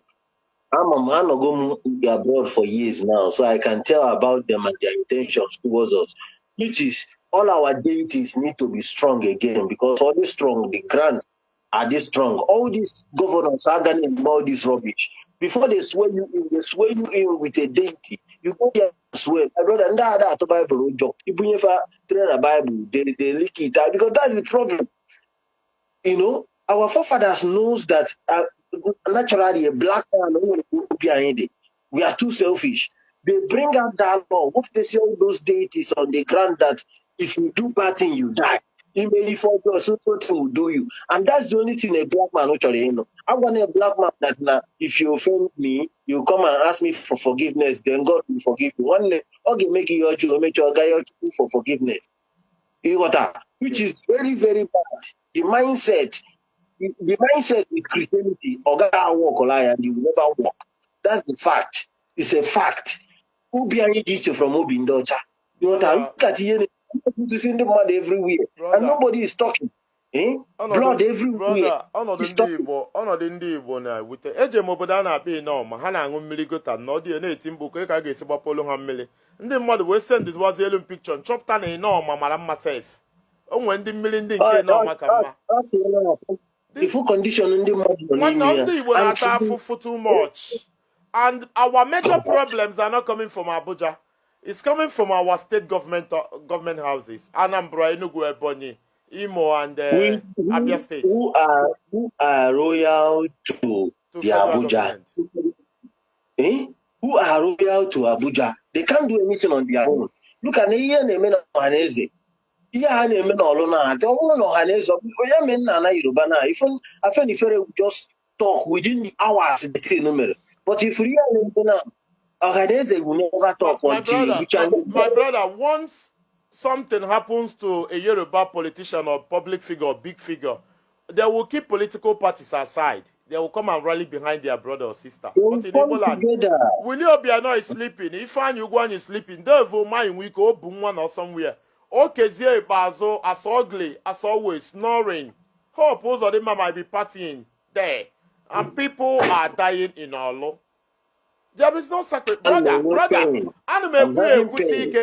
If you don't love your people so much that you can die for them, you don't have any business with governance. You shouldn't be a governor. If you cannot die, that is the only way to bring civilization or development.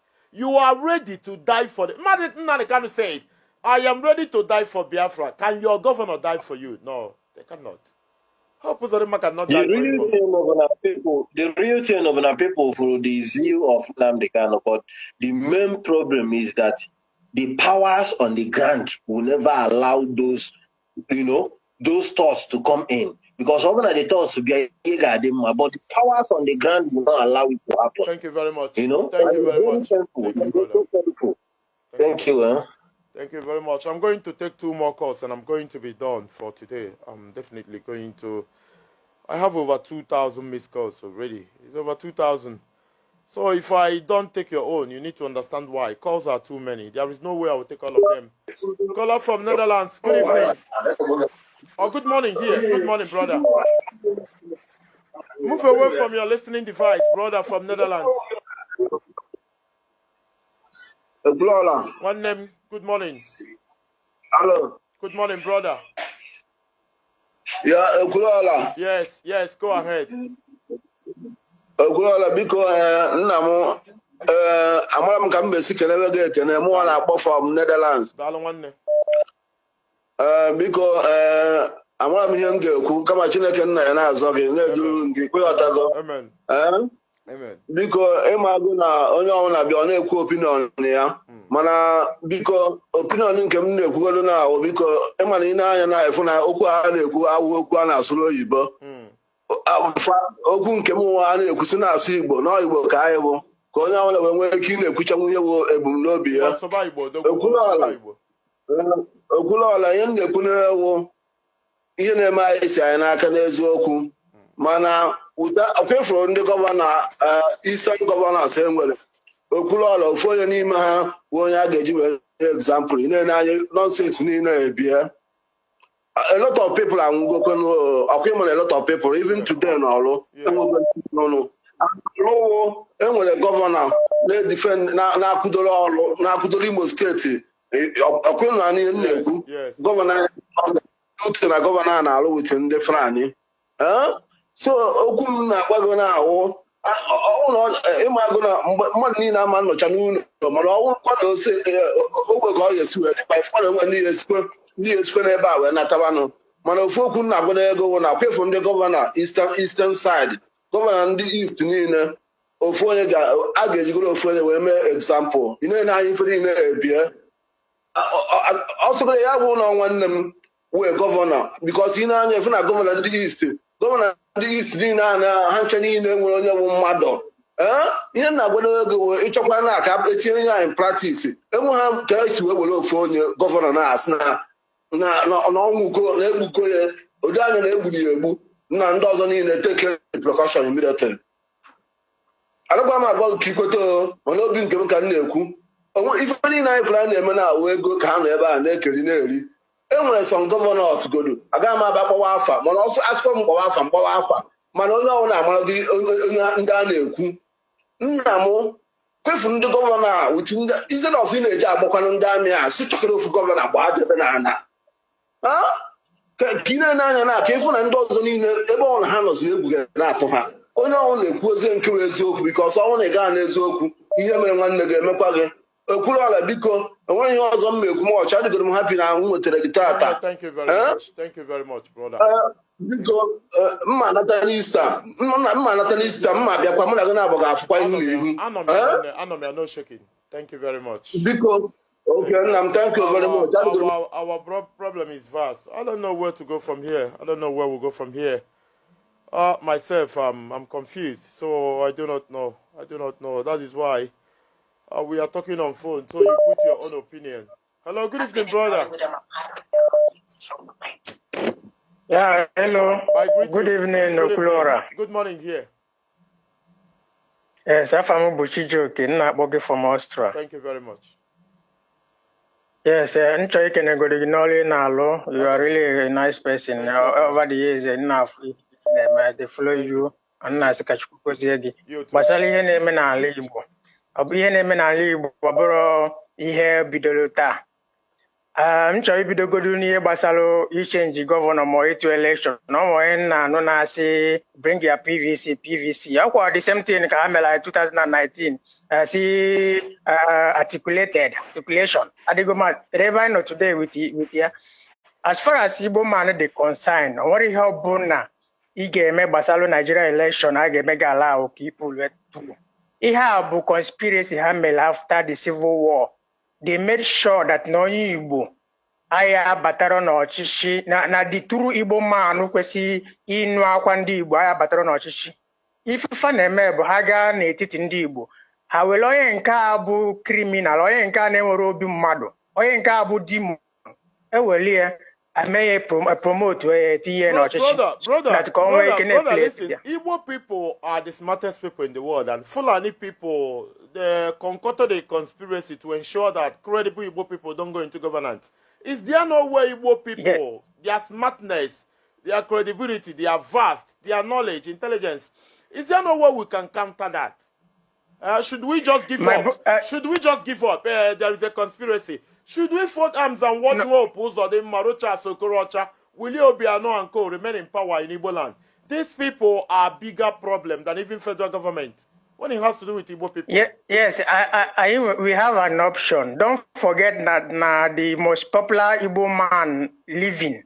In fact, before Nnamdi Kanu Abia, Ojukwu bụ the most popular Igbo man, or the whole Igbo man they respect here. Yes. But Okwimana Ojukwu no election, no lose you in his own town.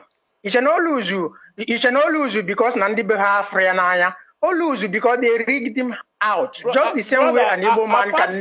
The same way. Apart from rigging, some Ojuku's people collected money and voted against him. Let's be honest.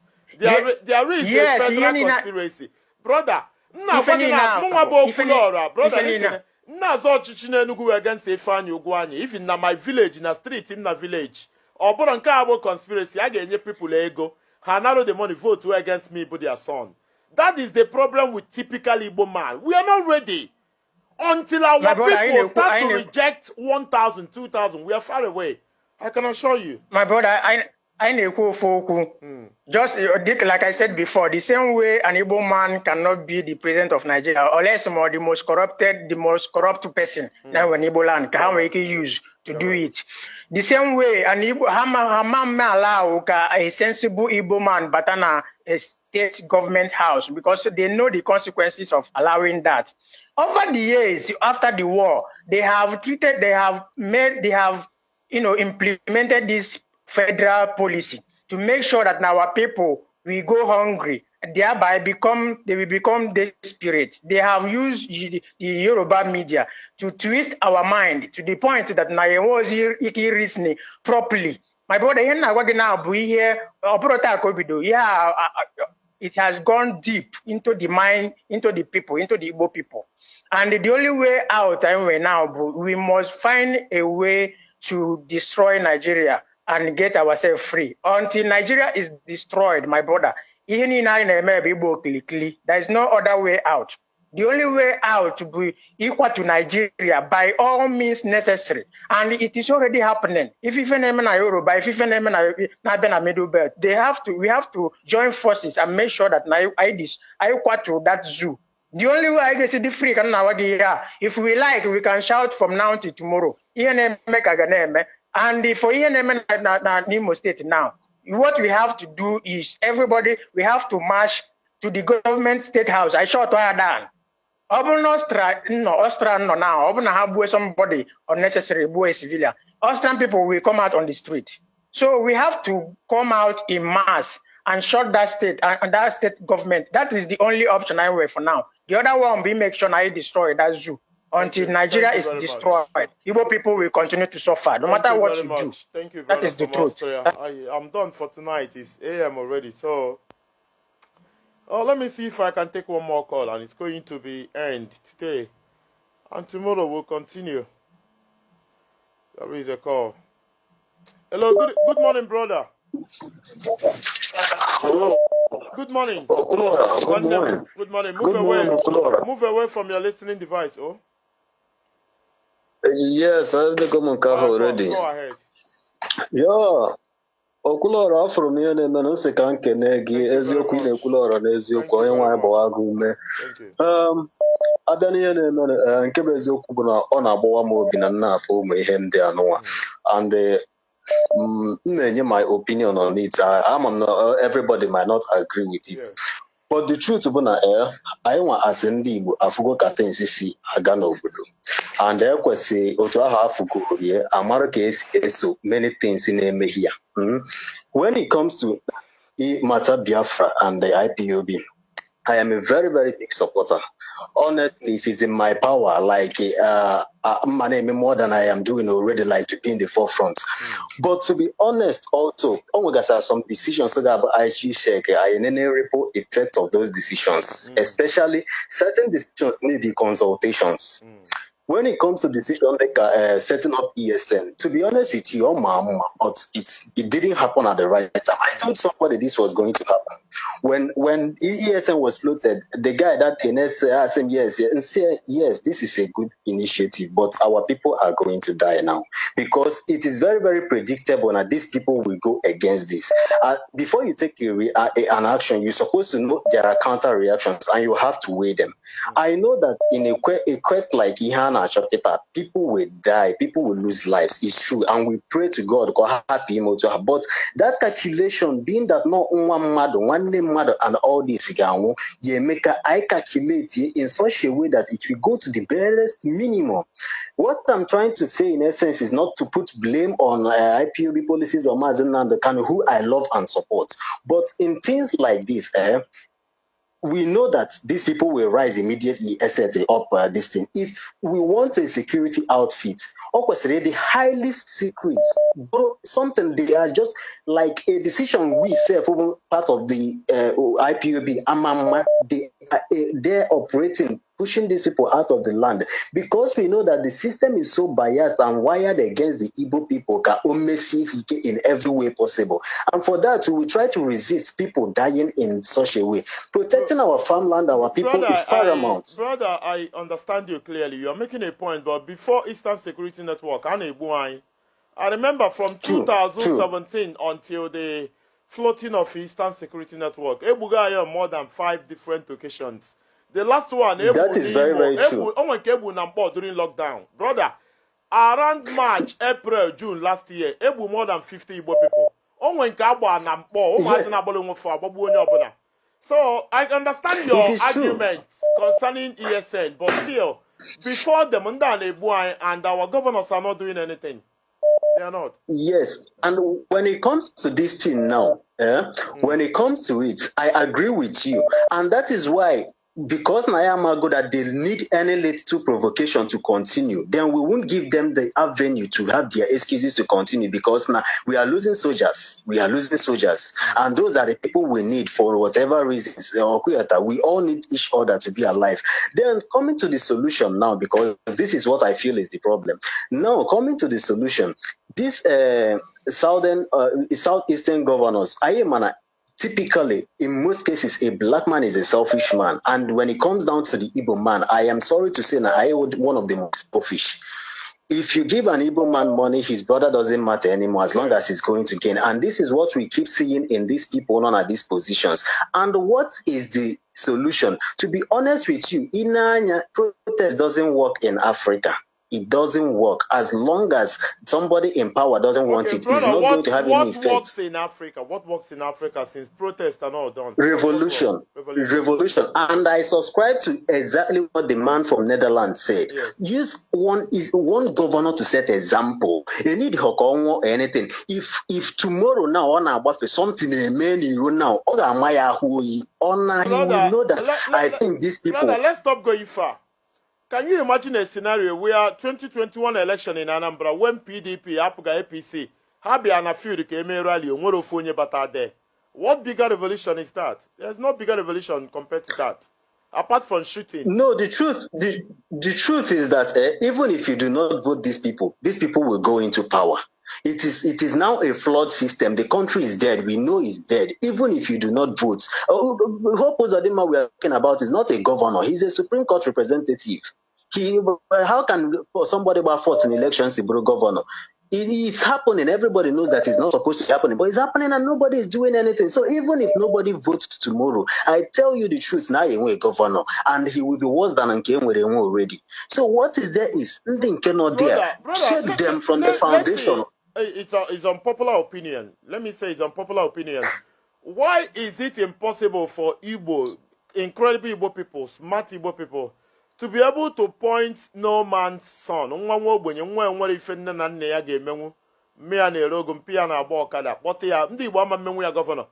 the other come from Abuja? And must we always watch other to come from Abuja and do nothing about it? Should we take everything that comes from Abuja? We are the smartest people anywhere in the world.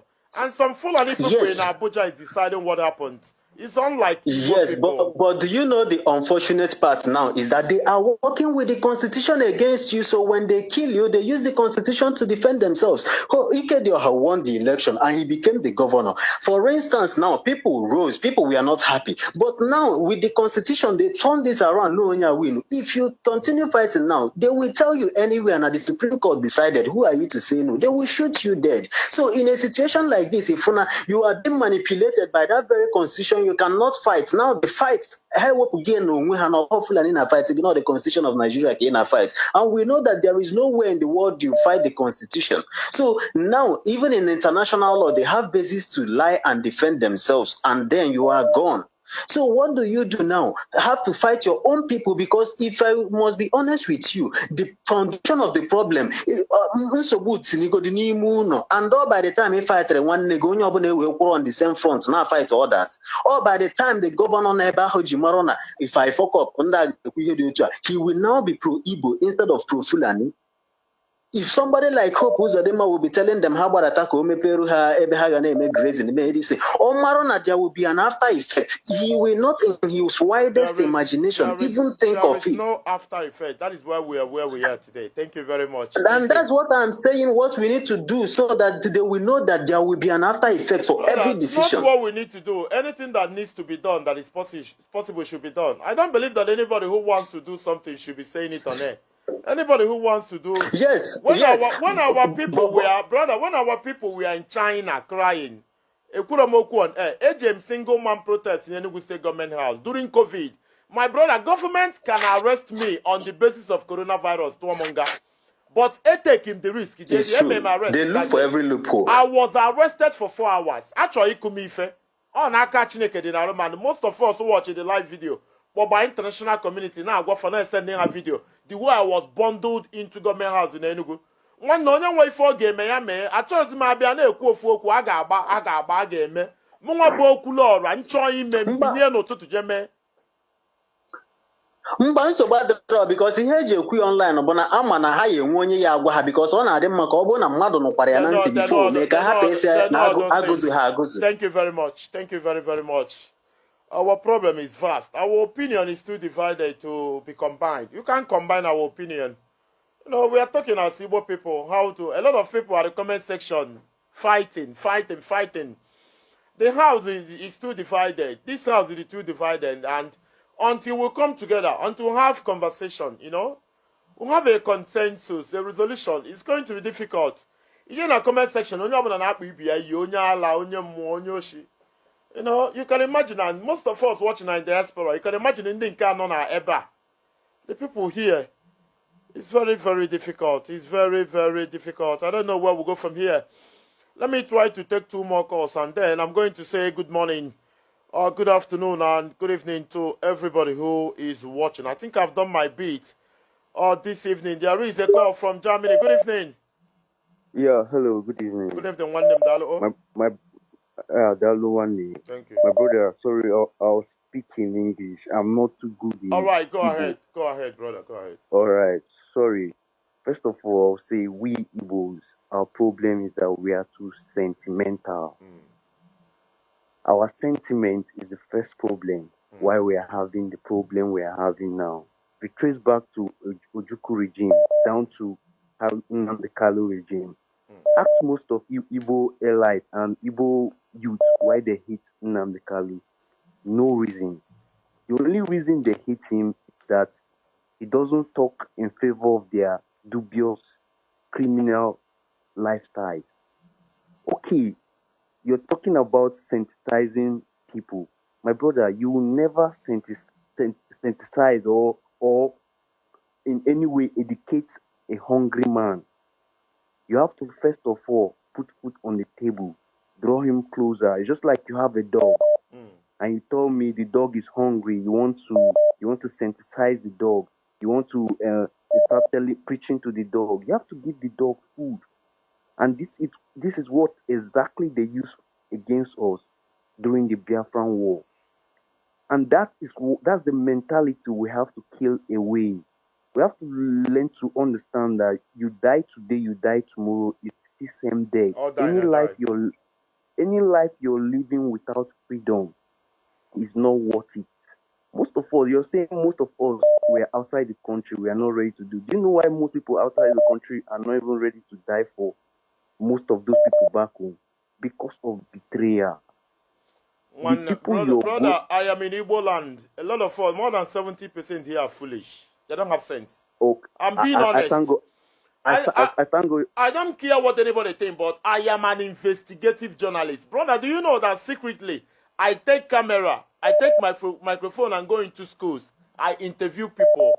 I hide camera and interview people. I am in the perfect position to tell you, our people don't have sense. They are planning campaign in Anambra. Willie Obiano, my brother, Willie Obiano is the worst governor in the history of Igbo land. No Pozorima is even better than Willie Obiano. Willie Obiano is going to install another governor in Anambra after wasting 8 years. And Willie Obiano will go to Senate. All of them, people. Thousands of people are cheering Willie Obiano in Anambra. Where are the thousands of people from? Are they not the people you want to get Biafra from? Are they not the people you are fighting for? You are making contribution to liberate from the shackles of poverty. The best way we can do this thing is to take it by force. We shouldn't wait for UN. We shouldn't wait for anybody.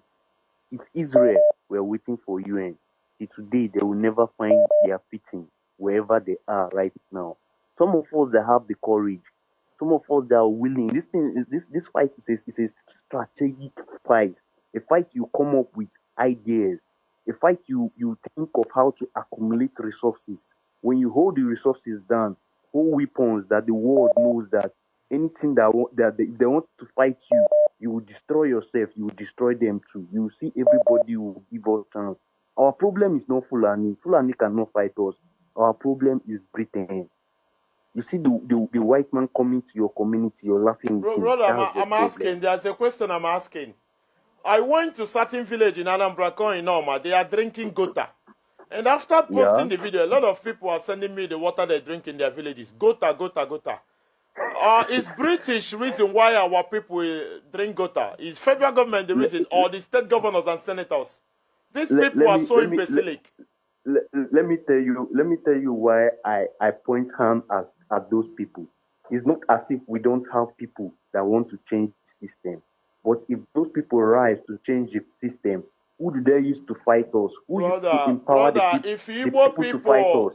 If Igbo, this problem you are mentioning, the Fulani, the Britain, if Igbo people cannot solve internal issue of water in the village, good road and all that, hospital and all that, we are getting federal allocation, we are getting IGR, and our brothers are the governors. If you cannot get these men to do the right thing, then I'm worried. I'm worried out over future of Igbo people. Okay, my brother, let me ask you something. Who does the allocation goes to? Does it goes to the man in the village or the stooge that the Fulani man has planted in your the stooge, community? my brother, the stooge in my state is Ifeanyi Ogwuanyi. If you are, brother, if you are determined in Enugu, I'm from Enugu if state population of Enugu are determined, there is nothing like Fulani there. We just leave them. Nobody cares. Nobody cares. That is why they are there. People like me, my brother, if people like me are 100 in Enugu, these things won't be happening. They won't be happening. Forget Fulani in the area of poor governance in Igbo land. Sorry, my brother, there are people like you, but the problem is that we have not gathered in the right mass and the right mouth to speak. And mostly people are afraid to die. Brother, if you are afraid to die, then you are not ready. I'm Okuloro, I'm in Enugu. I've said the truth and I am ready to die for the truth. If there are people like me, brother, I don't to Enugu, I swear with my life. I swear with my brother, I swear with my future grave. Oh, mo Okuloro, I don't me born Enugu. Oh, mo ga na ebe agwa governor eziokwu. O si echi mputa na ilu agba m egbe, nwere m security. Keke ka nji aga ma ọ bụ na mebiro moto. Eji m ụkwụ aga. For how long are we going to continue to do that?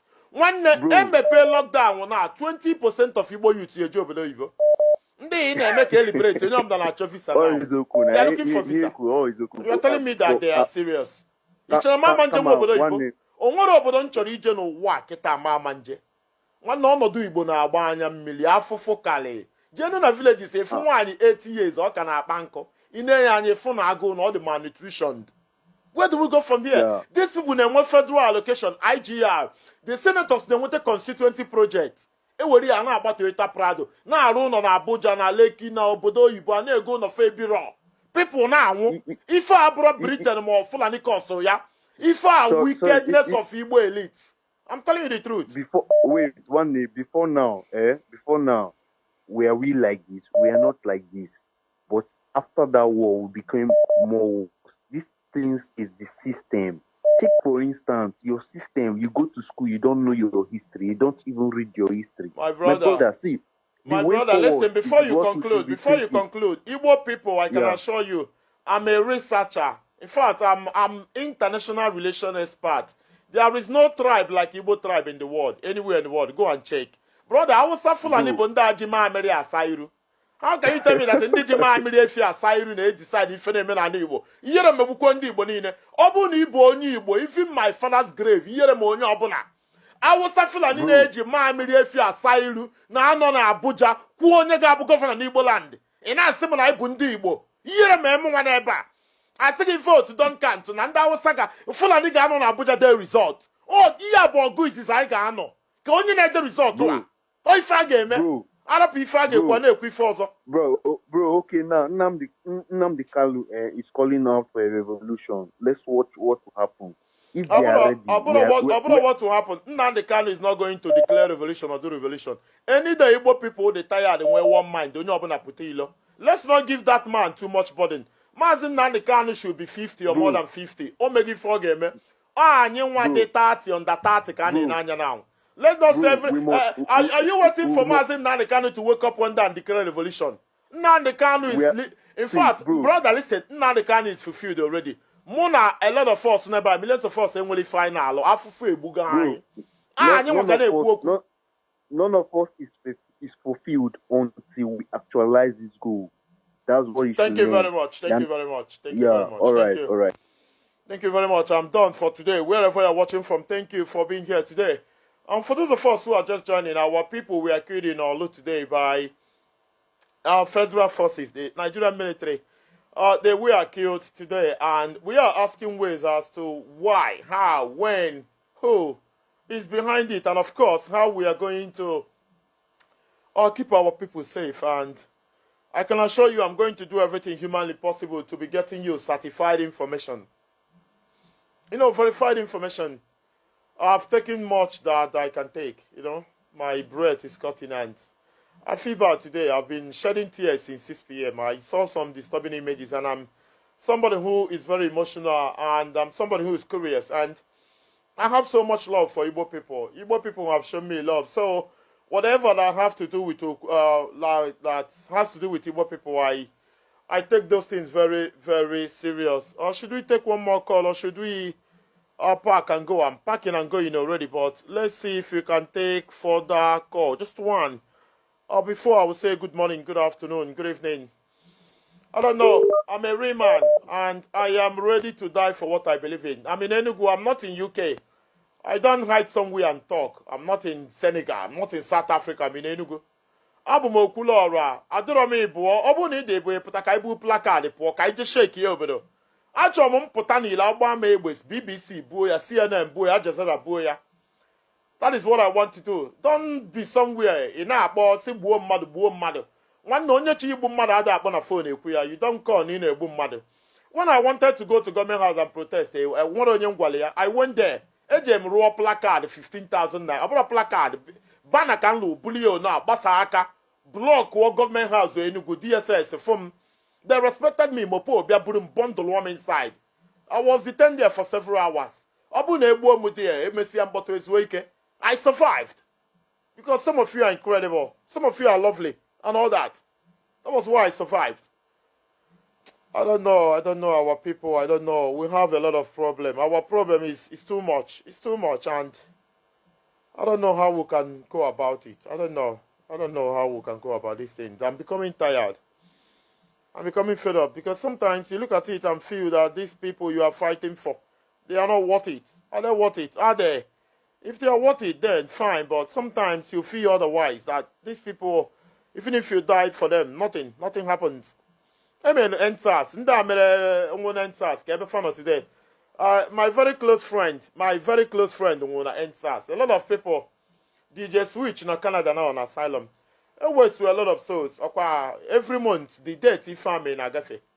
Nobody remembers them. Nobody goes to check on their family.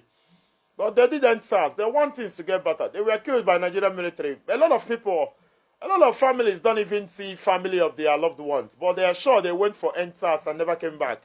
Because military killed a lot of people and carted their body away. They burned their body. They threw a lot of body into the ocean there. And nobody today is asking of them. Nobody wants to eulogize them. Nobody wants to immortalize them. Nobody wants to pay them any sort of respect or do anything in terms of remembrance and all that. I am Okwuluọra and I'm never going to change my color. Good evening, brother. Sorry, good morning, rather. Good morning, brother. Good morning, brother. Yeah, Okwuluọra coming early. Okay, Okwuluọra. Don't look at the broadcast. Talk to the phone. We are listening to you. When they go ahead. Okay, Okwuluọra, nsị ka nke gị na ọrụ ị na-arụ. Thank you very much.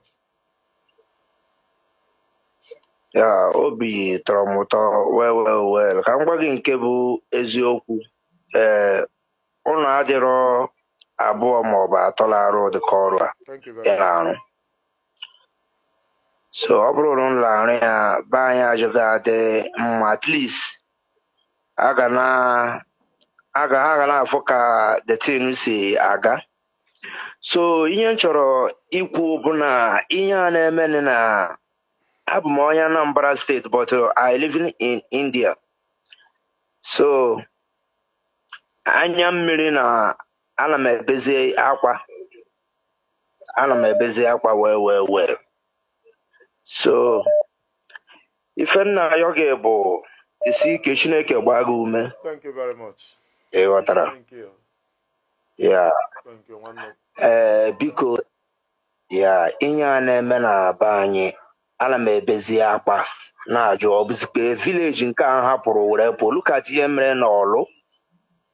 So ihe m chọrọ ikwu bụ na ndị na-achị anyị awa gọvanọ ka ihe a si n'aka. Ịghọtara? Bikos ọ bụrụ na ihe a na-eme na gọvanọ anyị pụtara kwuo okwu, ndị ọ na-achị agaghị na-anwụ, agaghị na-agbawusifa. Ịghọta? So amarọ m n'obi nke m ka m na-ekwu, amarọ m na ọ bụ ka eme protest ka akụzigo n'ide na-agba egbe na-egbu mma na-eme ihe a na-eme nwanne m ka amara ife a ga-eme ihe a. Because governors from last time ị gara anwa ebe ị gara ihe a kezie ebe a ndị a aṅụ ideyi ndị nọma na Anambra West. Yes, my God bless you, my brother. Na from here ka na 1 million to 1.2 million iji gbapụ mmiri wee go tank na generator. Ọkwa dị ego ka m na-achọ ka a ga-esi raise nke a wee gata now. Hi, na nwanne mmadụ ike gwuru m abịa na community nke m ejiro m ego mana side nke m hịara local government a na-aṅụ side nke m na-aṅụ mmiri since 2 years free ife ebe ndị be anyị na-eje agba mmiri akabe mbadị n'uju ịma na former governor of Anambra State nke kpọbatara Pakasin Chinwoke, God bless you. Yes, ebe a ka anyị na-aga agba mmiri na-ata afụfụ na-abụ ugwu ahụ. So the only thing na egwu bụ isi ike mebe ife ị na-eme anyị mara na be anyị na ọ ga-adị mma ihe a na-emekwana ihe bụ ka be anyị wee dị mma and Chineke gbaa gị ume ma anyị kwuo gị more wisdom. Ịghọta? Because yeah, thank you. Because ọ bụrụkwa naanị ya ụmụnne ndị nọ si abroad afọchara m last time onye ulibe anyị kwa nọ Indonesia. You tried a lot. If not pụtara hey ekele dịrị Chukwu nwanne mmadụ India anyị nọ ebe anyị na-ata afụ so Chineke gbaa gị ume oge ọbụla m ji wee bata ala Igbo. Anọ m ya. Thank you, my dear. Thank you very much. Thank you. Thank you very much. Who do I talk to? There is a call. Is it +212? Is it +212? Let's see who is there. +212 if you are there. We want to go to +212 and see. Might be the last call today. Hello. Good morning. Good morning. Hello. Hi. You too. I may follow your program. Thank you very much. Thank you.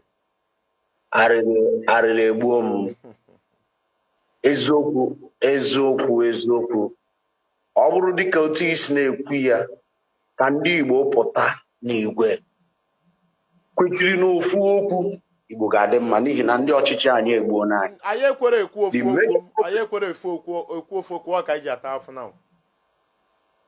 The major problem anyị nwere n'ala Igbo bụ ndị na-achị anyị.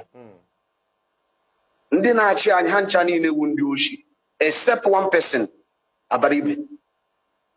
Ha ncha niile nọ there for their own selfish interest. They are not there for Igbo nation. Look at it. Omoteku, ndị Yoruba are defending Omoteku. Now, I will to go Eastern Security Network. Now, ndị gọvanọ anyị afọ more their own. Na-egbusu ụmụnne ha. Gwanụ m ka Igbo ga-esi eto. A na-egbu Igbo egbu ka na-edu Igbo ndụ. Otu ị na-ekwu ihe ha kịta ha na-egekwa gị. Bete ekpere m onweghị ihe ga-eme gị. N'ihi na ikwu n'eziokwu. Ikwu n'eziokwu ihe ga-eme gị. Ha gaa n'ugwu gaa na ndịda. Onweghị aka ga-emegide gị n'ihi na onye Chineke nọ ya mmadụ abụọ ịkọcha. Arịrị egbuo m. Thank you. Jehova anyị ga-agba gị ume. Thank you very much. Thank you very much. God bless. Thank you very much. Thank you very, very much. Who do we go to? Who do we go to? Let's go to this call and see. Let's go to this call and see. Let's go to this call and see.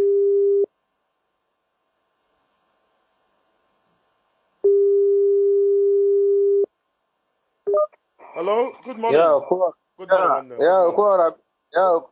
good morning. Good morning, brother. But thank you very much for doing that. I did call back. Thank you.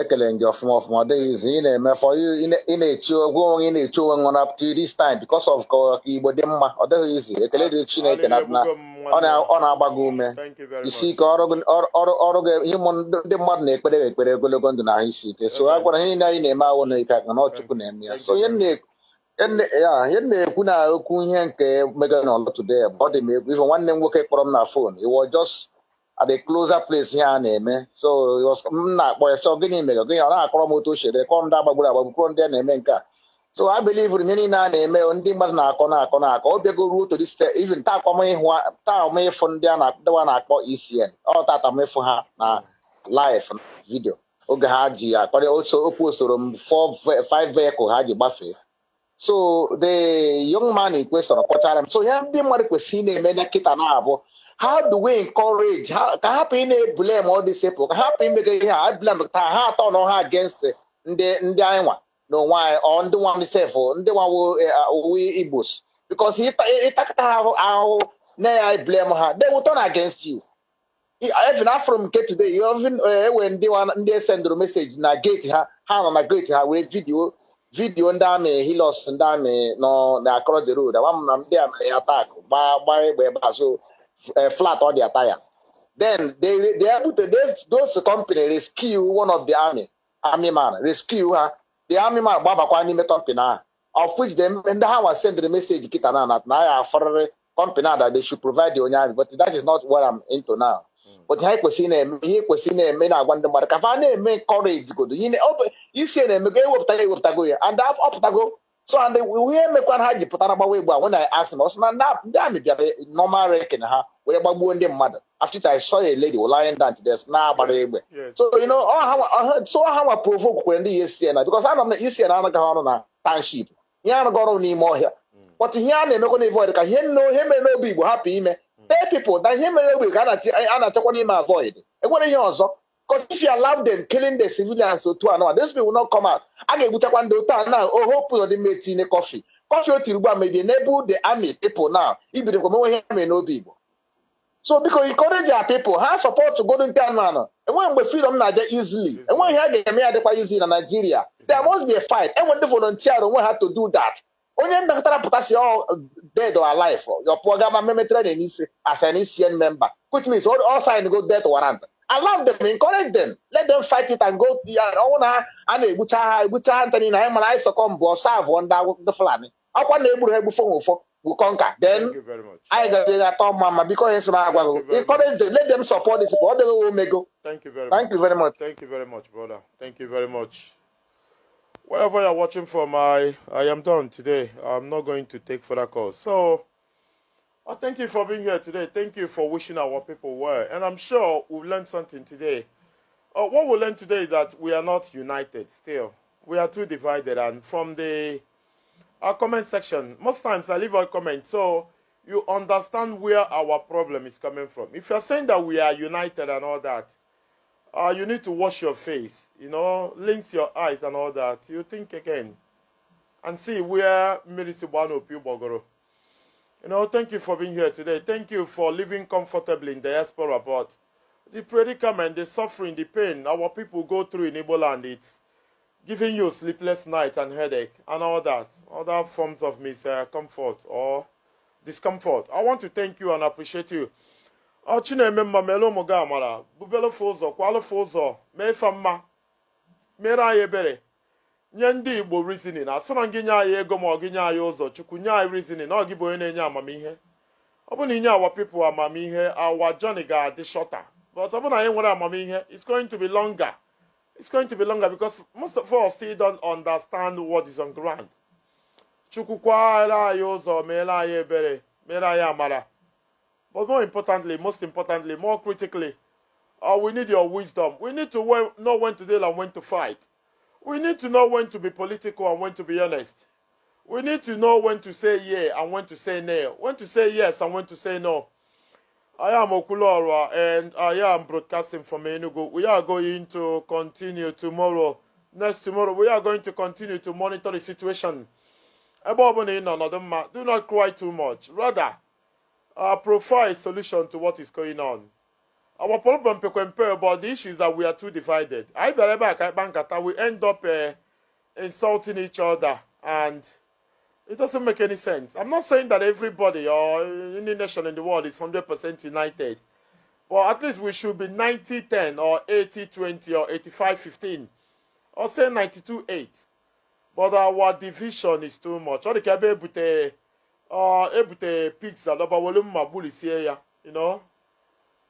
Ọnọdụ ndị Igbo na-ewute m ọmụnwa bụ Okwuluọra ndị Igbo akpọrọ m nwa m Okwuluọra ndị Igbo people bomb ya ebu m mkpa ndị Igbo n'isi too much. I am ready to die for Igbo people. You don't know, one thing must kill a man. If I die tomorrow morning because of this broadcast, I don't even care.